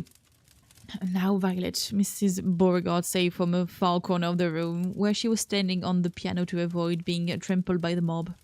All right, mother, and keep your hair on. Miss Beauregard shouted. And now, she went on, turning to the reporters again, it may interest you to know that this piece of gum I'm showing right at this moment is one that I've been working on for over 3 months solid. That's a record, that's it. It's beaten the record held by my best friend, Miss Carolina Prince Meltle. And was she furious? It's my most treasured possession now. This piece of gum is. At night time, I just stick it to the end of the bedpost. Ugh. It is as good as ever in the morning. Sorry. A bit hard at first, maybe, but it soon softened up again after I've given it a few good chew. Before I started chewing on the world record, I used to change my piece of gum once a day. I used to do it in our lift on the way home from school. With the lift, because I like sticking the gooey piece that I just finished with onto the one of the control button. Then the next person who came along and pressed the button got my old gum on the end of his or her finger. Aha! And what a racket they kicked up some of them. This is actually quite fucking disgusting. I'm so sorry. I cannot keep my composure. Oh, welcome back, Diego. Sorry. I came at the moment where we are talking about Violet Beauregard, and she's absolutely disgusting. Anyway, you get the best result with a woman who have expensive gloves on. Oh yes, I'm thrilled to be going to Mr. Wonka's factory. And I understand that afterward he's going to give me enough gum to last me the rest of my whole life. Whoopee! Hooray! Reading is hard. Reading that is hard. I'm breaking character. She's disgusting. Oh my god. I know she's a kid, but come on. Anyway. Welcome to the books, yeah. Anyway, let's come back. A beastly girl, said Grandma Josephine. Despicable, said Grandma Georgina. She'll come to a sticky end one day, chewing all of that gum. You see if she doesn't. And who got the 4th golden ticket? Charlie asked. Now, let me see, said Mr. Bucket, peering at the newspaper again. Ah, yes, here we are. The 4 golden ticket, he read, was found by a boy called Mike TV. Another bad lot. I'll be bound, muttered Grandma Josephine. Don't interrupt, Grandma, said Mrs. Bucket. The TV household, said Mr. Bucket, going on with his reading, was crammed, like all of the others, with excited visitors. When our reporters arrived, but young My TV, the lucky winner, seems extremely annoyed by the whole business. Can't you fools see that I'm watching television? He said angrily. I wish you wouldn't interrupt. The 9-year-old boy was seated before an enormous television set, with his eyes glued to the screen, and he was watching a film in which one bunch of gangsters was shooting up another bunch of gangsters with machine guns. Mike's TV himself had no less than 18 toy pistols of various sizes hanging from belts around his body. America boy. And every now and again he would leap up into the air and fire off half a dozen rounds from one of the other of those weapons. Quiet, he shouted, when someone tried to ask him a question. Didn't I tell you to not interrupt? This show is an absolute whiz-banger. It's terrific. I watch it every day. I watch all of them every day, even the rotten ones, where there is no shooting. I like the gangster best. They are terrific. Those gangsters, especially when they start pumping each other's full of lead, or flashing the old stiletto, or giving each other the 1, 2, 3 with their clock and duster. Gosh, What would I give to be doing that myself? It's the life. I tell you, it's terrific. That's quite enough, snapped Grandma Josephine. I can't bear to listen to it. No, me, said Grandpa Georgina. Do all children behave like these nowadays? Like these brats we've been hearing about? Of course not, said Mr. Bucket, smiling at the old lady in the bed. Some do, of course, in fact. Quite a lot of them do, but not all. And now there is only one ticket left, said Grandpa George. Quite so, sniffed Grandma Georgina. And just as sure as I'll be having cabbage soup for supper tomorrow, that ticket will go to some nasty little beast who doesn't deserve it. My God. Okay, this one broke me. this chapter broke me a tiny bit. I'm so sorry. What did you walk into? Diego, we are reading Charlie in the Chocolate Factory in English. So it's a reading stream. I know it's my first stream on the TikTok side of life.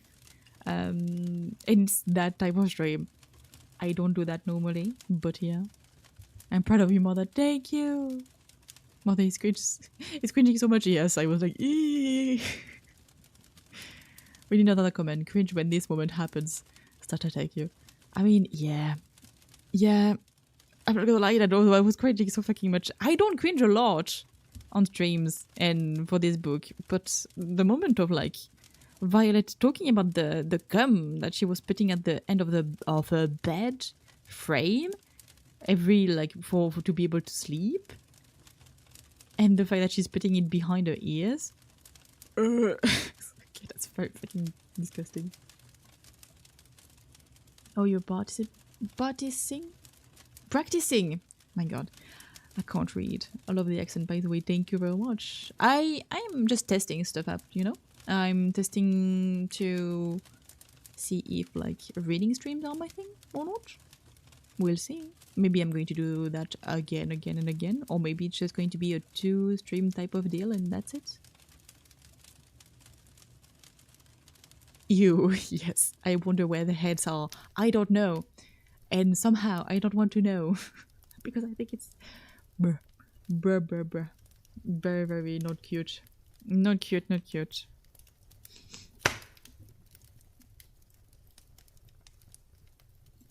Anyway, chapter 9, my peeps. Grandpa Joe takes a gamble. The next day, when Charlie came home from school and went in to see his grandparents, he found that only Grandpa Joe was awake. The other 3 were all snoring loudly. Shh, whispered Grandpa Joe, and he beckoned Charlie to come closer. Charlie tiptoed over and stood beside the bed. The old man gave Charlie a sly grin, and then he started rummaging around under his pillow with one hand. And when the hand came out again, there was an Asian leather purse clutched in his fingers. Under cover of the bedclothes, the old man opened the purse and tipped it upside down. Out fell a single silver 6pence. "It's my secret abode," he said, whispering. "The others don't know I've got it. And now, you and I are going to have one more fling at finding that last ticket. How about it, hey? But you'll have to help me." "What? Are you sure you want to spend your money on that, Grandpa?" Charlie whispered. "Of course I'm sure," spluttered the old man excitedly. "Don't stand there arguing. I'm as need as you are to find that ticket. Here, take the money and run down the street to the nearest shop and buy the first Wonka bar you see and bring it straight back to me, and we will open it together." Charlie took the little silver coin and slipped quickly out of the room. In 5 minutes, he was back. "Have you got it?" whispered Grandpa Joe, his eyes shiny with excitement. Charlie nodded and held out the bar of chocolates. "Wonka's Naughty Crunch Surprise," it says on the wrapper. "Oh, good," the old man whispered, sitting up in the bed and rubbing his hands. "Now, come over here and sit close to me and we'll open it together. Are you ready?" "Yes," Charlie said. "I'm ready." "All right. You tear off the first bit. No, Charlie said. You paid for it. You do it all. The old man's fingers were trembling most terribly as they fumbled with the warper. We don't have a hope, really, he whispered, giggling a bit. You do know what we don't have a hope, don't you? Yes, Charlie said. I know that. They looked at each other and both started giggling nervously. Mind you, said Grandpa Joe, there is just that tiny chance that it might be the one. Don't you agree? Yes, Charlie said. Of course. Why don't you open it, Grandpa? All in good times, my boy. All in good times. Which hand do you think I ought to open first? That corner. The one furthest from you. Just tear off a tiny bit, but not quite enough for us to see anything. Like that? Said the old man. Yes, now a little bit more. You finish it, said Grandpa Joe. I'm too nervous. No, Grandpa, you must do it yourself. Very well then. Here goes. He tore off the wrapper. They both stared at what lay underneath. It was a bar of chocolates, and nothing more. All at once, they both saw the funny side of the whole thing, and they burst into peals of laughter. What on earth is going on? cried Grandpa Josephine, waking up suddenly. Nothing, said Grandpa Joe. You go back on to sleep. Chapter 10. The family begins to starve. During the next 2 weeks, the weather turned very cold. First came the snow. It began very suddenly. One morning, just as Charlie Bucket was getting dressed for school, standing by the window, he saw the huge flakes drifting slowly down out of an icy sky that was the color of steel. By evening, it lay 4 feet deep around the tiny house, and Mr. Bucket had to dig a path from the front door to the road. Around the tiny house, did I say inside? There. After the snow, there came a freezing gale that blew for days and days without stopping. And oh, how bitter cold it was! Everything that Charlie touched seemed to be made of ice, and each time he stepped outside the door, the wind was like a knife on his cheeks. Inside the house, little jets of freezing air came rushing in through the side of the windows and under the door, and there was no place to go to escape them. The 4 old one lay silent and huddled in their bed, trying to keep the cold out of their bones. The excitement over the golden ticket had long since been forgotten. Nobody in the family gave a thought now to anything except the too vital problem of trying to keep warm and trying to get enough to eat. There is something about very cold weather that gives one an enormous appetite. Most of us find ourselves beginning to crave rich steaming stew and hot apple pies and all kind of delicious warming dish. But because we are all... Sorry? They're coming for me. Oh, they're coming for me. Because we are all a great deal luckier than we realize. We usually get what we want, or near enough. But Charlie Bucket never got what he wanted because the family couldn't afford it. And as the cold weather went on, he became ravenously and desperately hungry. Both bar of chocolates, the birthday one and the one Grandpa Joe had bought, had long since been nibbled away, and all he got now was those tiny cabbagey metal 3 times a day. Then all at once, the meals became even thinner. The reason for this was that the toothpaste factory, the place where Mr. Bucket worked, suddenly went bust and had to close down. Quickly, Mr. Bucket tried to get another job, but he had no luck. In the end, the only way in which he managed to earn a few pennies was by shoveling snow in the streets. But it wasn't enough to buy even a quarter of the food that 7 people needed. The situation became desperate. Breakfast was a single slice of bread for each people, and lunch was maybe half a boiled potato.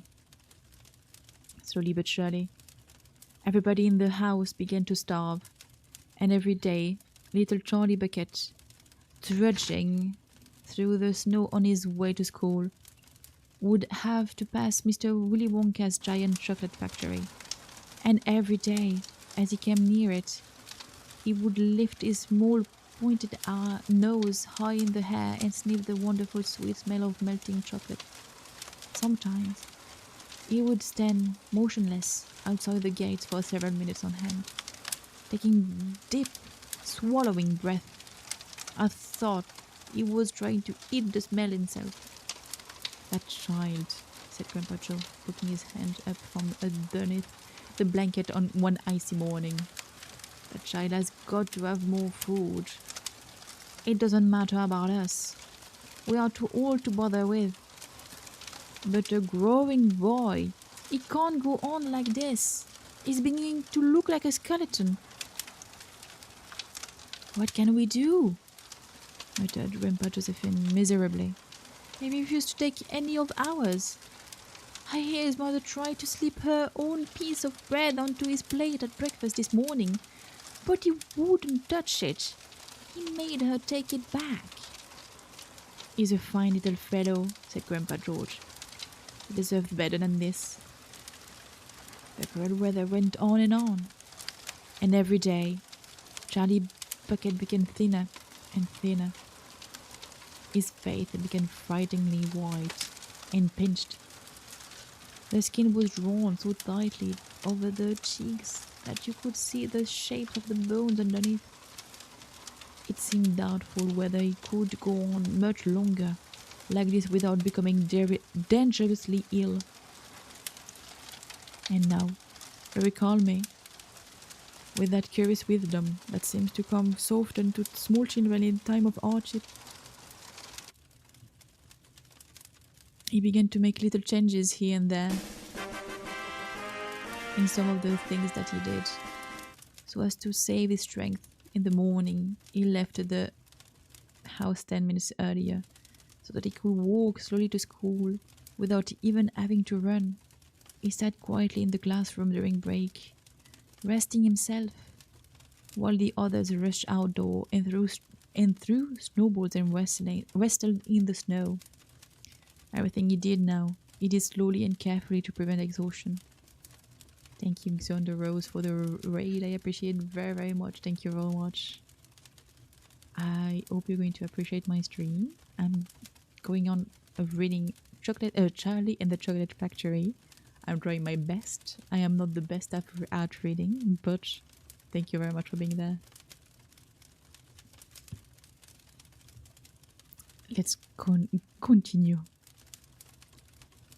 Then, one afternoon, walking back home with the icy wind on his face, and incidentally feeling hungrier than he ever had before, his eye was caught suddenly by something slivery lying on the gutter in the snow. Charlie stepped off the curb and bent down to examine it. Part of it was buried under the snow, but he saw at once what it said. It was a 50-pence piece. Quickly, he looked around him. Had somebody just dropped it? No, that was impossible, because of the way part of it was buried. Several people went hurrying past him on the pavement, their chins sunk deep in the collars of their coat, their feet crunching in the snow. None of them was searching for any money. None of them was taking the slightest notice of the small boy crouching in the gutter. Then, was it his? This 50-pence? Could he have it? Carefully, Charlie pulled it out from under the snow. It was damp and dirty, but otherwise perfect. A whole 50-pence! He held it tightly between his shivering fingers. Gazing down at it, it meant one thing to him at the moment. Only one thing. It meant food. Automatically, Charlie turned and began moving towards the nearest shop. It was only 10 paces away. It was a newspaper and stationery shop. The kind that sells almost everything, including sweets and cigars. And what he would do, he whispered quickly to himself. He would buy one luxurious bar of chocolate and eat it all up, every bit of it, right then and there. And the rest of the money he would take straight back home and give to his mother.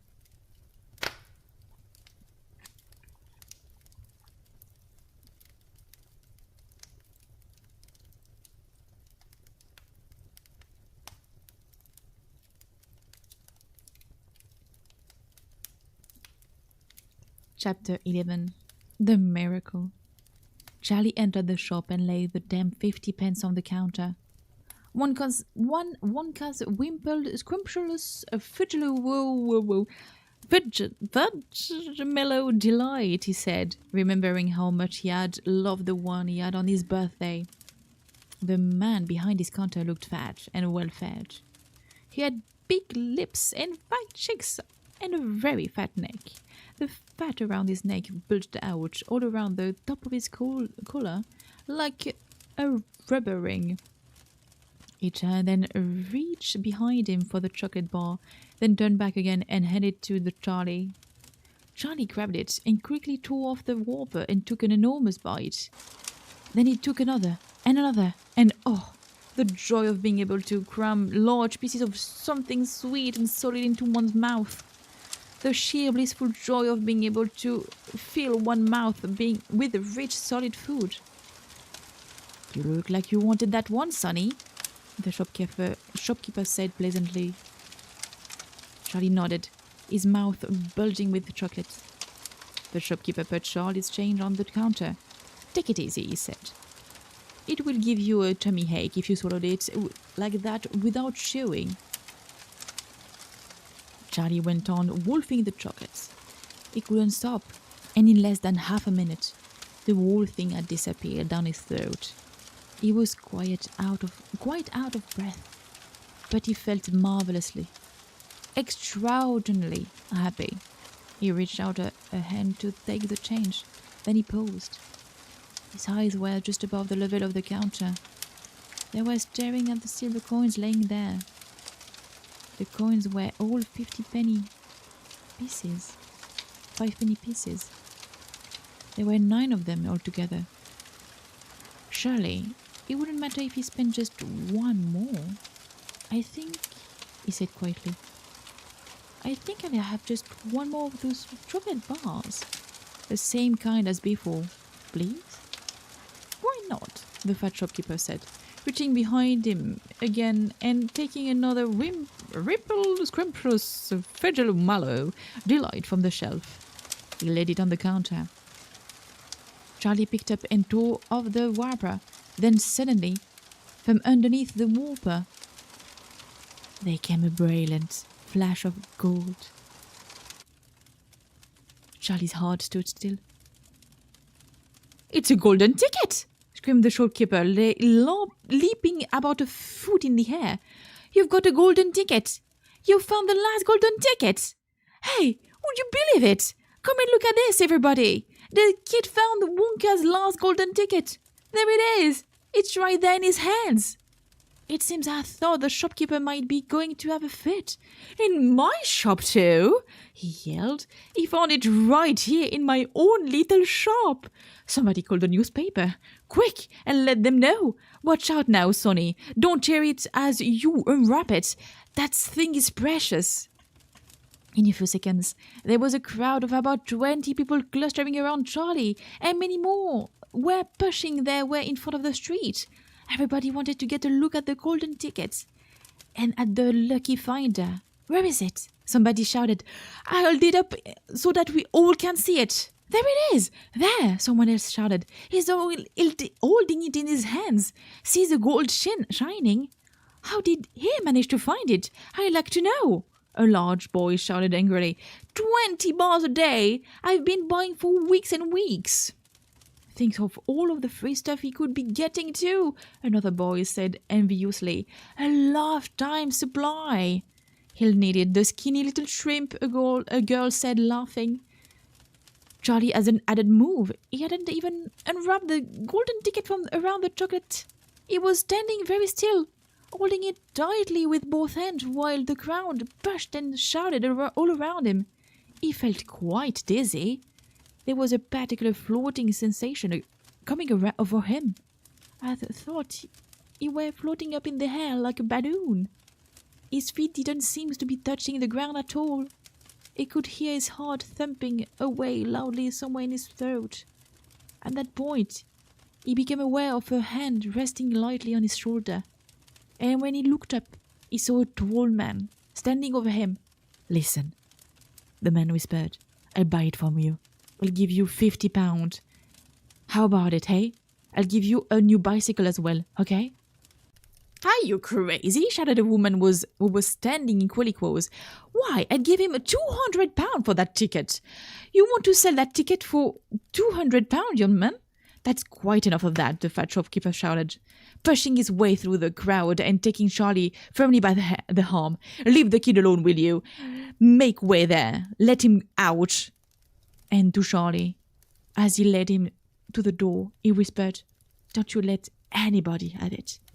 Take it straight home, quickly, before you lose it.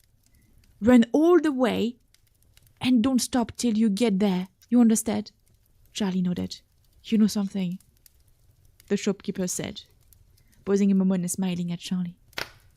I have a feeling you needed a break like this.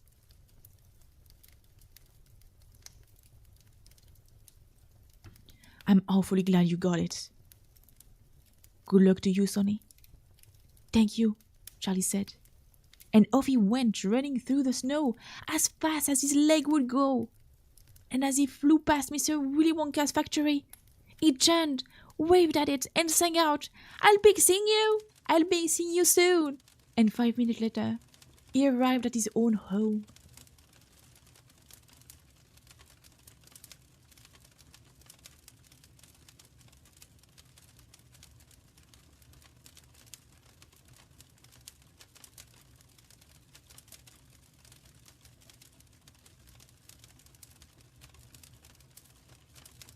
Chapter 12.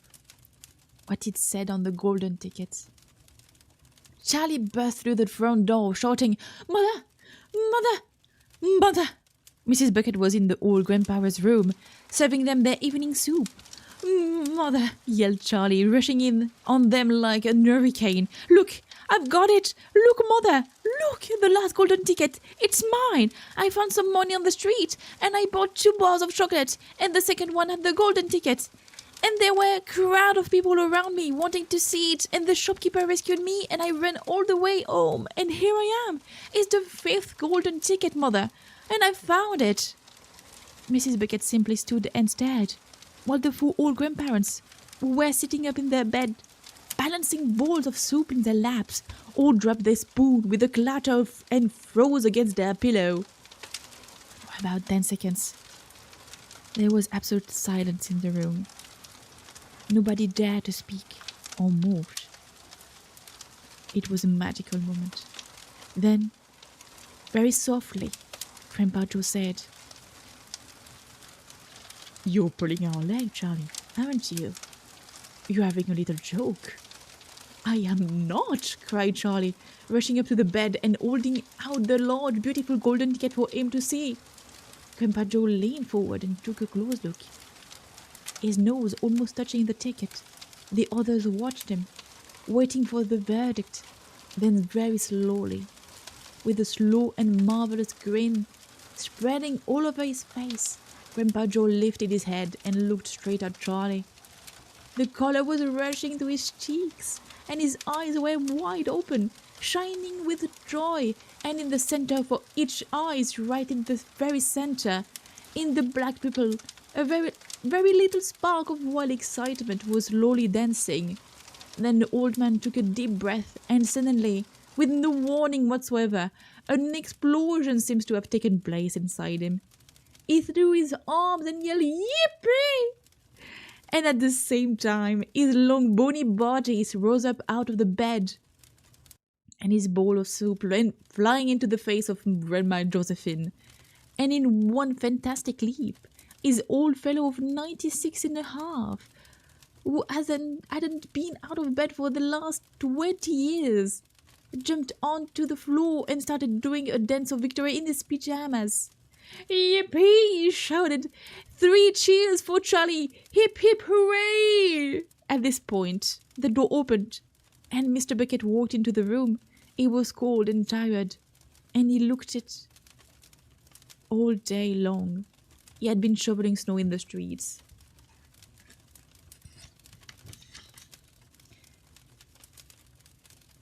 "Cripes!" he cried. "What's going on in there?" It didn't take them long to tell him what had happened. "I don't believe it," he said. "It's not possible."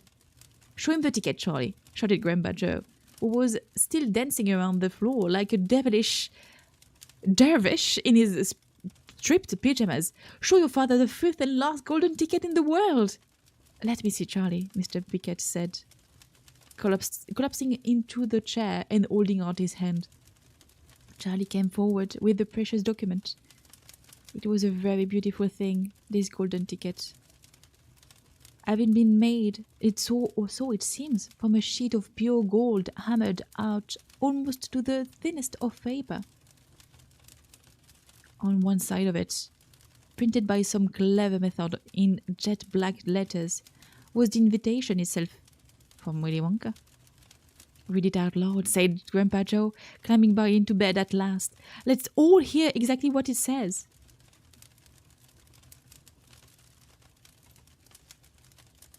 Mr. Beckett held the lovely golden ticket up to his eyes. His hands were trembling slightly, and he seemed to be overcome by the whole business. He took several deep breaths. Then he cleared his throat and said, "All right, I read it. Here we go. Greetings to you, the lucky finder of the golden tickets, from Mr. Willy Wonka. I shake you warmly by the hand. Tremendous things are in store for you. Many wonderful surprises await you. For now, I do invite you to come to my factory and be my guest for one whole day. You and all others who are lucky enough to find my golden tickets. I, Willy Wonka, will conduct you around the factory myself, showing you everything that there is to see, and afterward, when it is time to leave, you will be escorted home by a procession of large trucks. These trucks, I can promise you, will be loaded with enough delicious eatable to last you and your entire household for many years. If at any time thereafter you should run out of supplies, you have only to come back to the factory and show this golden ticket, and I shall be happy to refill your cupboard with whatever you want. In this way, you will be able to keep yourself supplied with a tasty morsel for the rest of your life. But this is by no means the most exciting thing that will happen on the day of your visit. I am preparing other surprises that are even more marvelous and more fantastic for you and for all of my beloved golden ticket holders. Mystic and marvelous surprise that will entrance, delight, intrigue, astonish, and perplex you beyond measure. In your wildest dreams, you could not imagine that such things could happen to you. Just wait and see. And now, here are your instructions. The day I have chosen for the visit is the first day of the month of February.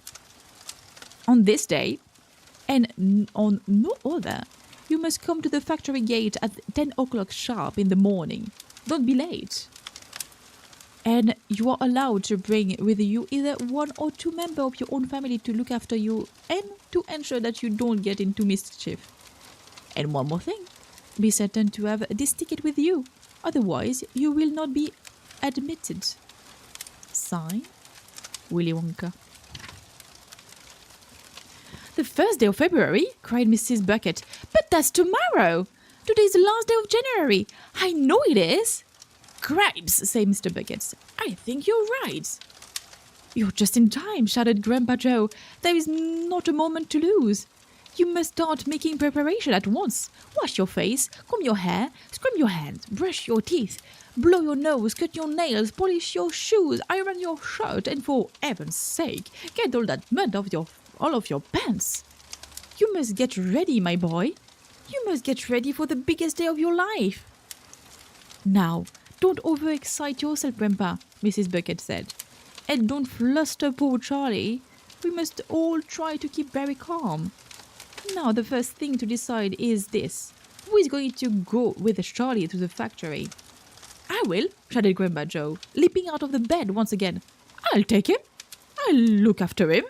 You leave it to me.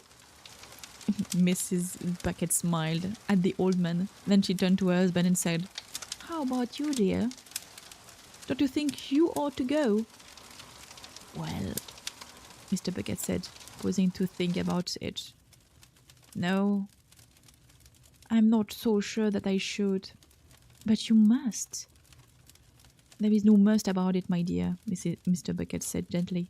Mind you, I'd love to go. It would be tremendously exciting.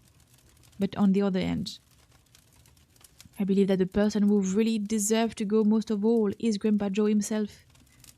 He seems to know more about it than we do, provided, of course, that he feels well enough. Yippee! Shouted Grandpa Joe, seizing Charlie by the hands and dancing around the room. He certainly seems well enough, Mrs. Bucket said, laughing. Yes, perhaps you're right after all. Perhaps Grandpa Joe should be the one to go with him. I certainly can't go myself and leave the other 3 old people all alone in bed for a whole day. Hallelujah! Yelled Grandpa Joe. Praise the Lord! At that point, there came a loud knock on the front door. Mr. Bucket went to open it, and the next moment, swarms of newspapermen and photographers were pouring into the house. They had tracked down the finder of the 5th golden ticket, and now all they wanted to get was the full story for the front page of the morning paper. For several hours, there was complete pandemonium in the little house, and it must have been nearly midnight before Mr. Bucket was able to get rid of them so that Charlie could go to bed.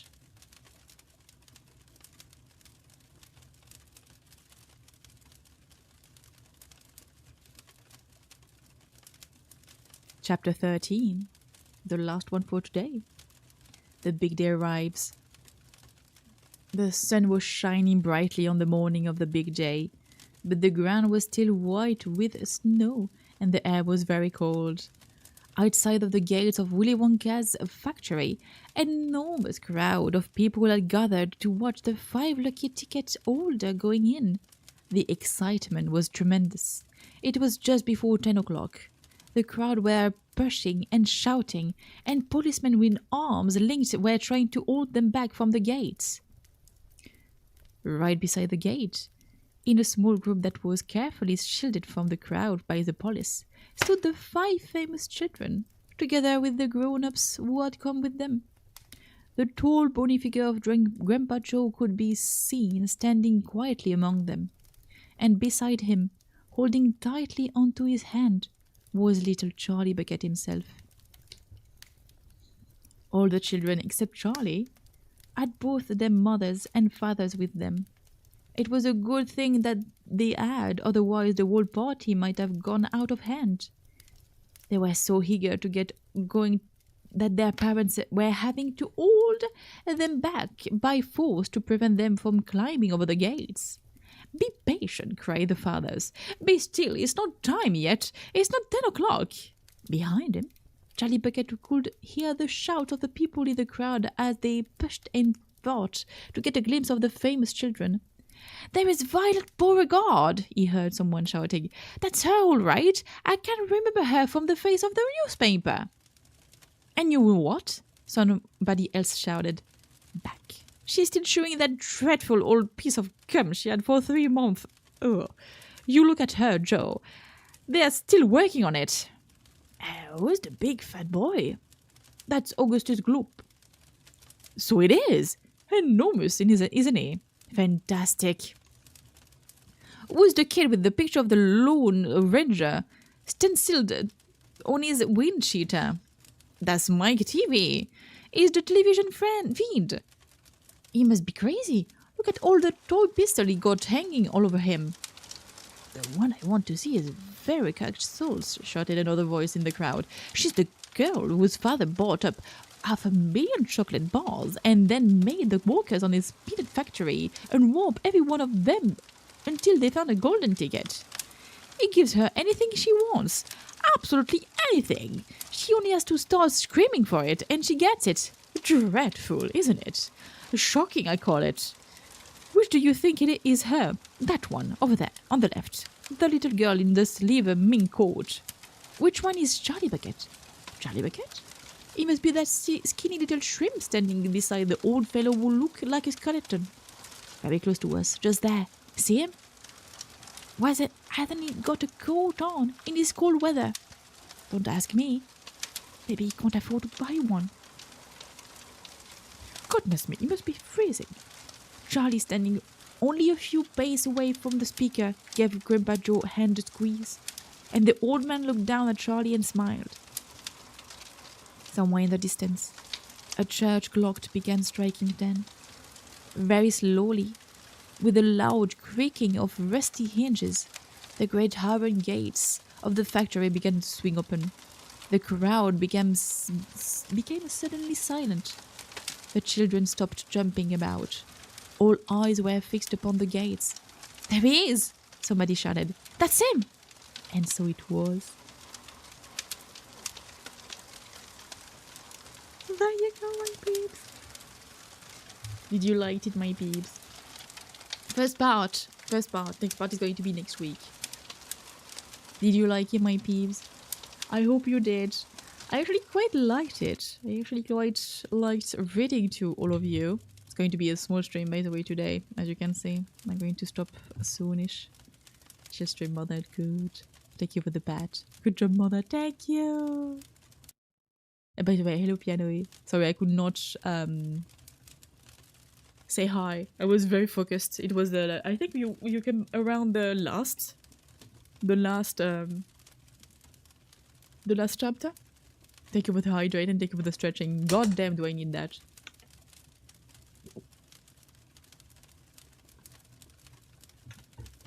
Thank you for the story, Wrath. Thank you for being there.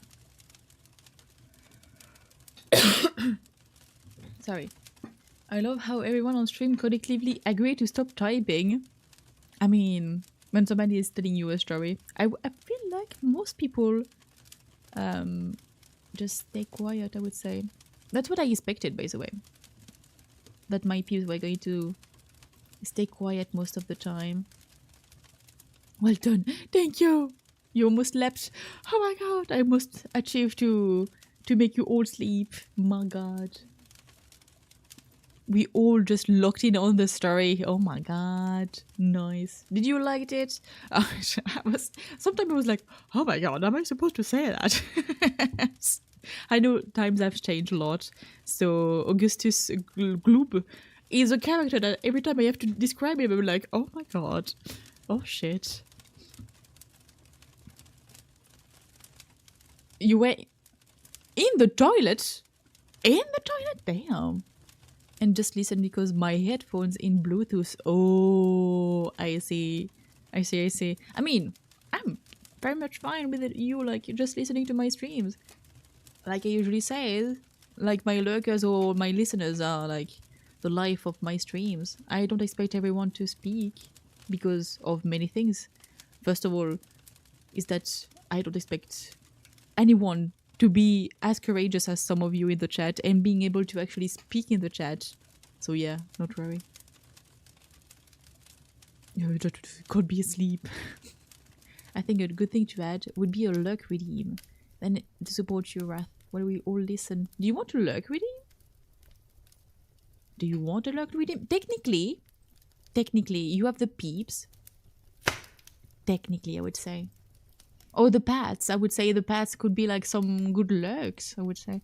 But yeah, I should do that. Oh my god, but what am I gonna do? I have 3 peeps, I have 3 hydrated and stretching, I have 3 Discord link, Clipit and social links. Where should I put my leg redeem? Oh no! Everything is going to be broken! Oh no! Not everything is going to be like 333. Oh my god. Hello Raz, how are you doing, buddy? Oh, by the way, we're going to go back to just chatting.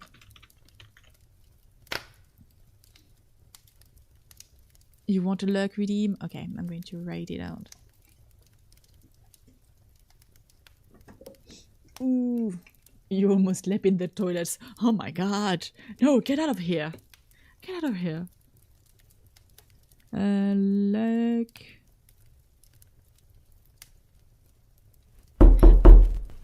You did not got me shit.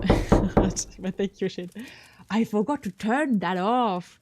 Ooh. Thank God nobody did that during the readings, my god. But it did not got me. You were waiting patiently. Oh. That's very nice of you. How are you doing, Shane? I hope you're doing fine. You were looking for it while listening. Oh, really? Shit, I need one then. I need one. No, the knock. What do you feel that made my head shut my ass? God damn it. I'm so sorry.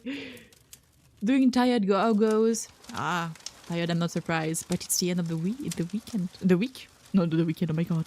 So you're going to be free. You're going to be free. You're going to be able to just enjoy your weekend now, right? You don't work tomorrow, Shane, right? My question mark? Thank you for the bad Faz. I'm very happy you all enjoyed it. Yup, nice. Just didn't want to redeem something that could disturb the peace. That's so sweet, Testral. I need to... I mean, is there... Let me see. Is there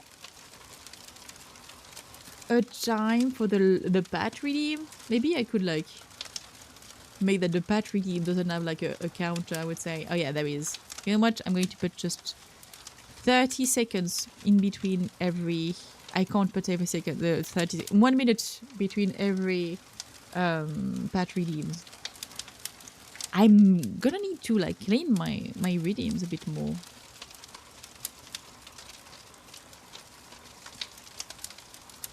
My headphones got bass boost and the first knock got so bass and it makes me dodge in real life. I can imagine you being like, oh my god, fucking knocks. What the fuck? Good to hear that statue once again. I feel like it's been a hot minute. Doobie, I think, yeah. I did stream the beginning of the week, but I do plan on like only streaming 3 times this week. I need to go back to streaming a bit more frequently, but I need to take a break. And knowing that my brain is very much like not wanting to do many things lately. Only like streaming 3 times a week is good. Thankfully, I get to go to the gym quite often to keep myself sharp, I would say. But yeah. I just need some time for myself. But I'm very happy, by the way. I'm very happy with what I look like, I would say. My stream, my reading stream. I think it's quite cute. Much love and care, your way, friend. Thank you very much, buddy. I hope you are having a good beginning of the day, by the way.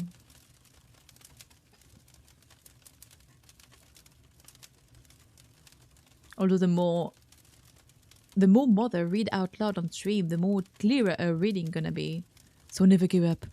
Never gonna give you up. Never gonna let you down. I will try.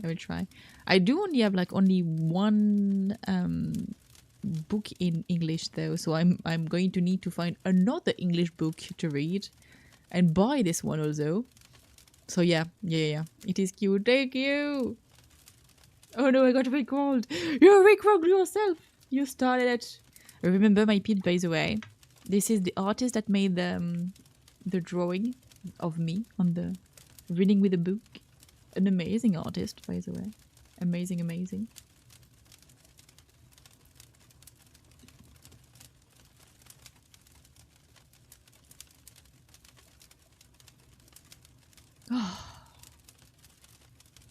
Let me tell you, my peeps, reading is harder than it looks.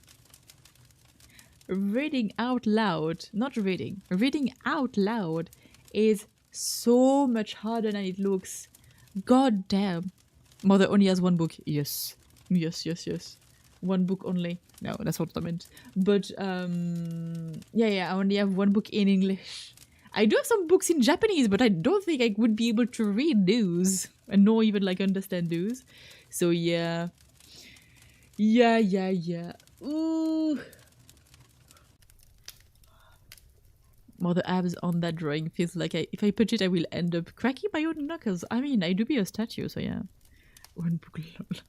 I have many French books. I have many French books, but I feel like you're not going to be able to understand anything. I think it could be great to just like think about what type of book I could read. I mean, I kind of like reading. It was kind of great. It was kind of great. Maybe I could like do maybe once a month or maybe twice a month a reading stream. Depends on like how much the book is going to take to read and on my stamina also. Because as you can see, it's only been like 2 hours of reading and I'm already like, oh my god. So yeah, might need more like stamina training. Buy a random bedtime story for kids book. Eh, that's a good idea. That's a very good idea.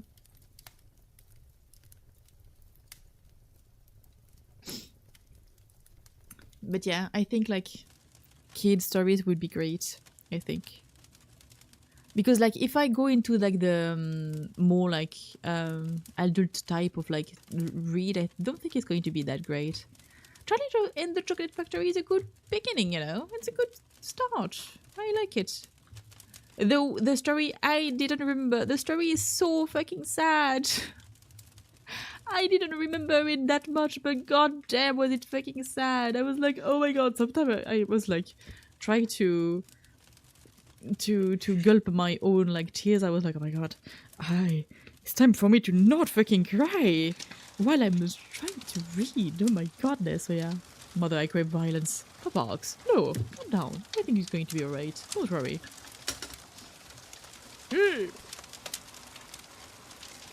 Beam. How are you doing, by the way, for barks? I hope you're doing fine, buddy. I hope you're doing mighty fine. There is a book that the story is sad too.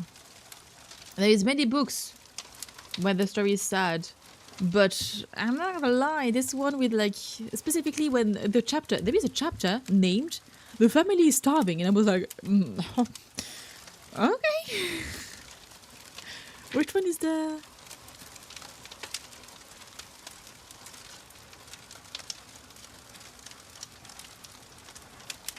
The family begins to starve, and I was like, oh my god, I forgot how sad it is. My fucking god. How are you? I'm doing fine. Thank you very much for asking.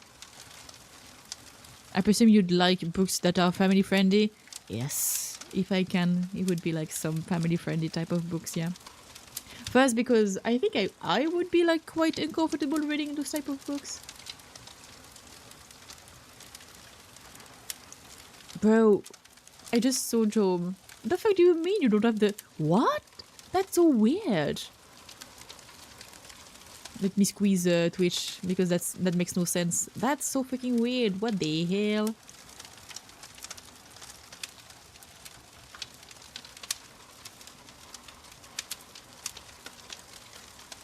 I don't know what book is good. I don't even earn books. You don't even earn books? You mean read books? Books is Monster Calls. It's good but sad at the same time.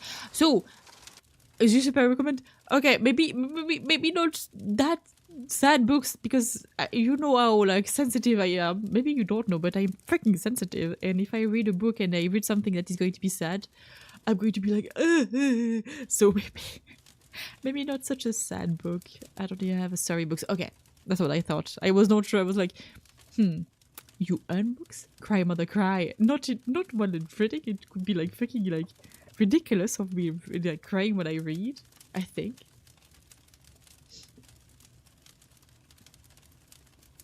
I see that Lucian is pushing so many hearts on TikTok. It's I can't see the heart because you can like the thing on like TikTok, and basically I can see that when people like, oh, I like it myself. I didn't mean to. I just meant to like. I mean, I'm going to like my own thing. There, let's go. Yummy tears, my favorite. Goddamn Raz. I'm not your enemy. It's not the tears of your enemy. My English is not Englishing. Leave me alone. That's fair. Whose English is English anyway? I don't think anyone here. It's a good sign that the books is good. Yeah, that's true. That's true. That's true. But I don't think I could handle any like tears of me fucking like crying. Reading of Lord of the Ring when Wrath. Oh my god. My god. Isn't the vocabulary in Lord of the Ring like quite complicated? Oh, you know which one I could read? Lucian, what is the name of the book that resume a lot of the Lord of the Ring story, like all of the myth and legends and everything? Not Lord of the Ring, it's the other one. It's the Similimus? Something like this. No, not the Hobbit, not the Hobbit. The... Similicon? Simalion. Yeah, this one. This one. Let's go read this one. The vocabulary is horrendous. I'm not going to be able to read anything. I'm just going to stutter every 2 seconds. Let's go. The cheese of your friend are better. Give me a good recipe with them then. Thank you, by the way, Lucian. I was like, Lucian! Assemble! Lucian was there. Thank you so much, Lucian.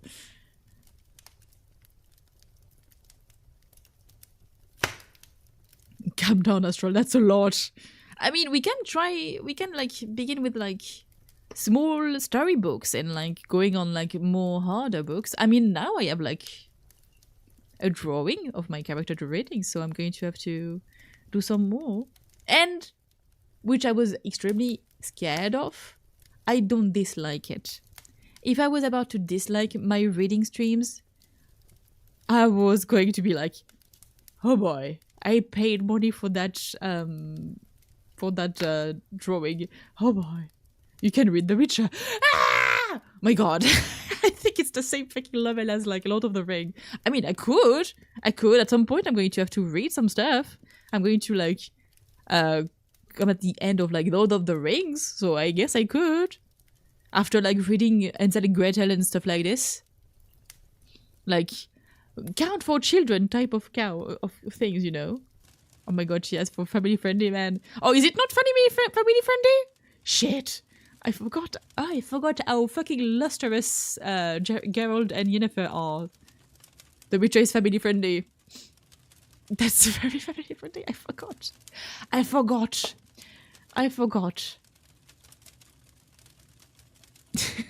It doesn't matter what mother will do. Lucian will find the Witcher thing to do. Yeah, it is not mother. Okay. I forgot.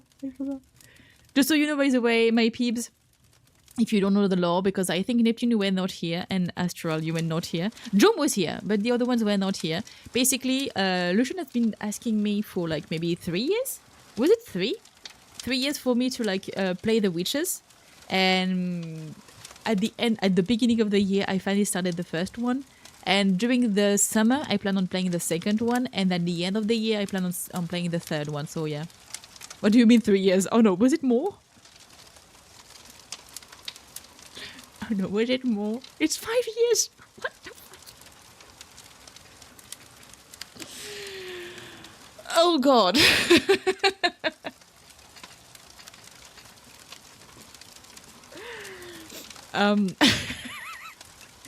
I'm sorry? To be fair, Lucian, technically it's only 4 years because we didn't talk to each other for an entire year, so I would beg to differ. Oh my god, this is a read at your own This kind of book? Okay. Well, I shall not read it then. They are heavy. They're great games. Yeah, I really like the first one. It was dumb as fuck though. The way you were, like, you was fighting, I like the story, but the fighting in the first one, oh boy.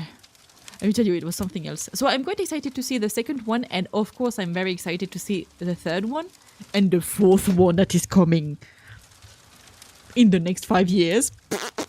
I don't know. So yeah. 5 years, diabolical. I know. Yeah, I wasn't even here to begin with. Yeah. I think you came by after. I don't remember from what you came by the way, Neptune, but I'm happy you're here. Same for you, Astral. I don't remember what you came by, but I'm happy you're here. Same for you, Joe. I don't remember, but I'm just happy that my peeps are here. Here and awake and happily talking. That's very, very sweet. There is one scene that's stick in my head that I have to warn people about. Ooh. In the books or in the video games? I kind of guess what type of, like, thing it is, so yeah. I'm sorry, to be fair. Oh my god, I forgot. I don't have the emote. Spam the emote, to be fair. There is nothing to be fair about. Yeah. Nah. There. I'm glad to be here, honestly. What about me? I don't remember. I'm sorry. I don't remember. I have, like, the tiniest of brain. You must know that. Remember, I do plan on, like, doing an emote, and the emote is, like, my character with the tiniest of brain inside of the head. So, yeah. I was there from the start, but I was lucky while doing things. So I must have think some bits in The Witcher 3. Oh, okay. Of the stream, you mean? Or in my stream in general. Have you been here since forever? Oh my god.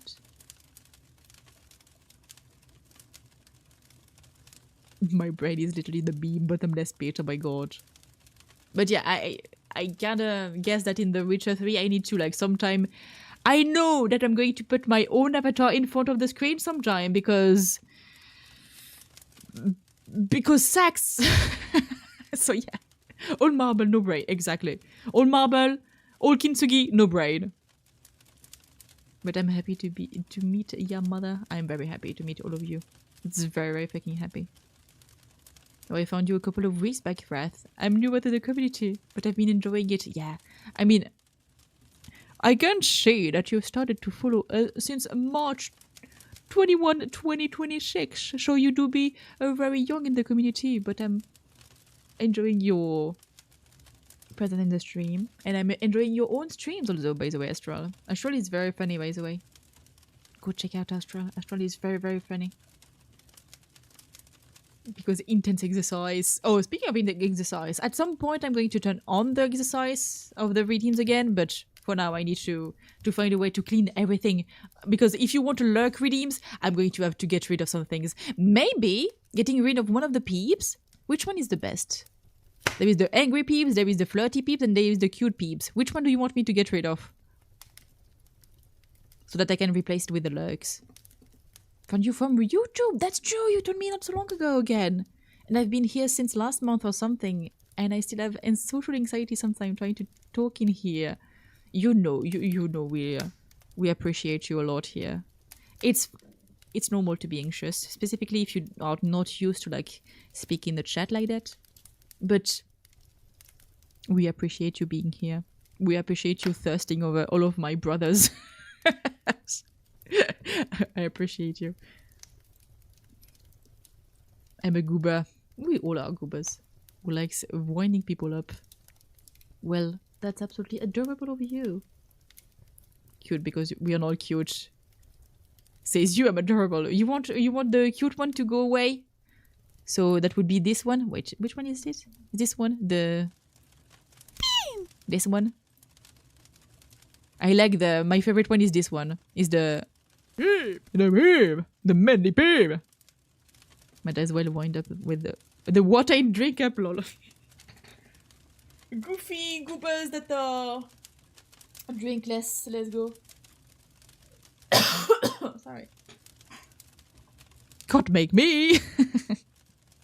The mini one is funny. I like it. I like it. I had so much fun doing it.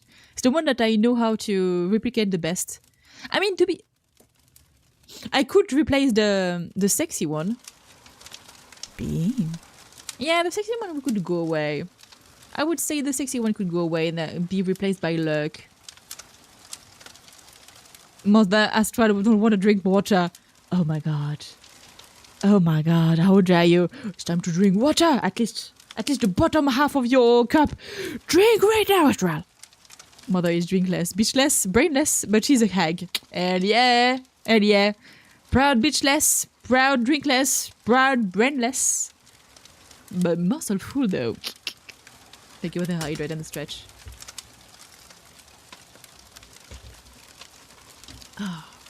By the way, first full stream on TikTok also. Very happy that the streams are working everywhere. I don't know if TikTok is going to bring me anyone. I don't think so. But I'm still very happy. Still very, very happy about it, so yeah. Don't you dare stare at the Pepsi bottle. Pepsi too. God damn, do I have trauma with Pepsi now? God damn, how dare you?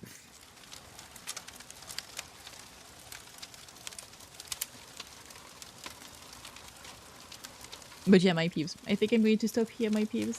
I'm going to send you to a beauty, okay? Are you ready, my peeps? I'm going to send you to a beauty. I think you're not ready for this beautiful woman. She is absolutely gorgeous.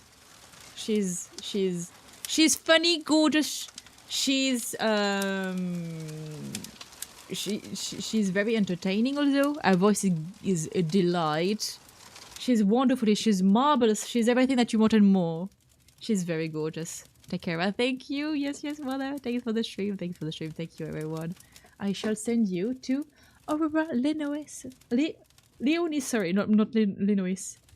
She's absolutely gorgeous. We thank a lot, Auto, once again, for the raid. Auto has been supporting me so much. I don't understand why, but she's been here so much, and I am so fucking thankful. We thank Xander Rose also. That was very, very sweet of them to raid me again. Matto, no, not Matto. But yeah, before ending Mother. Yes, Glaze Matto. Yes, Matto! Model. The one and only. The one that could repair you from just a tiny, tiny bit of scratch. The myth, the goddess, the queen, the legends, Matto. Go check her out on VGen, on our own website, and of course on the web, on stream. So yeah, worship Matto, yes, of course. By the way, this is... Oh fuck, what the hell did I do? Raid? Okay. I broke my thing a bit. This is a raid message for all of the peeps. I hope you're going to enjoy your time there, my peeps. Be nice, be sweet. So yeah, you did something. What did I do? I don't know what the fuck I did. But yeah, see you Sunday, my peeps. I'm going to be here Sunday. And yeah, be nice to Aurora. See you Sunday, my peeps. Love you very much. I love you from the bottom of my heart. Thank you for being there. Treasure your moment we share. Bye-bye.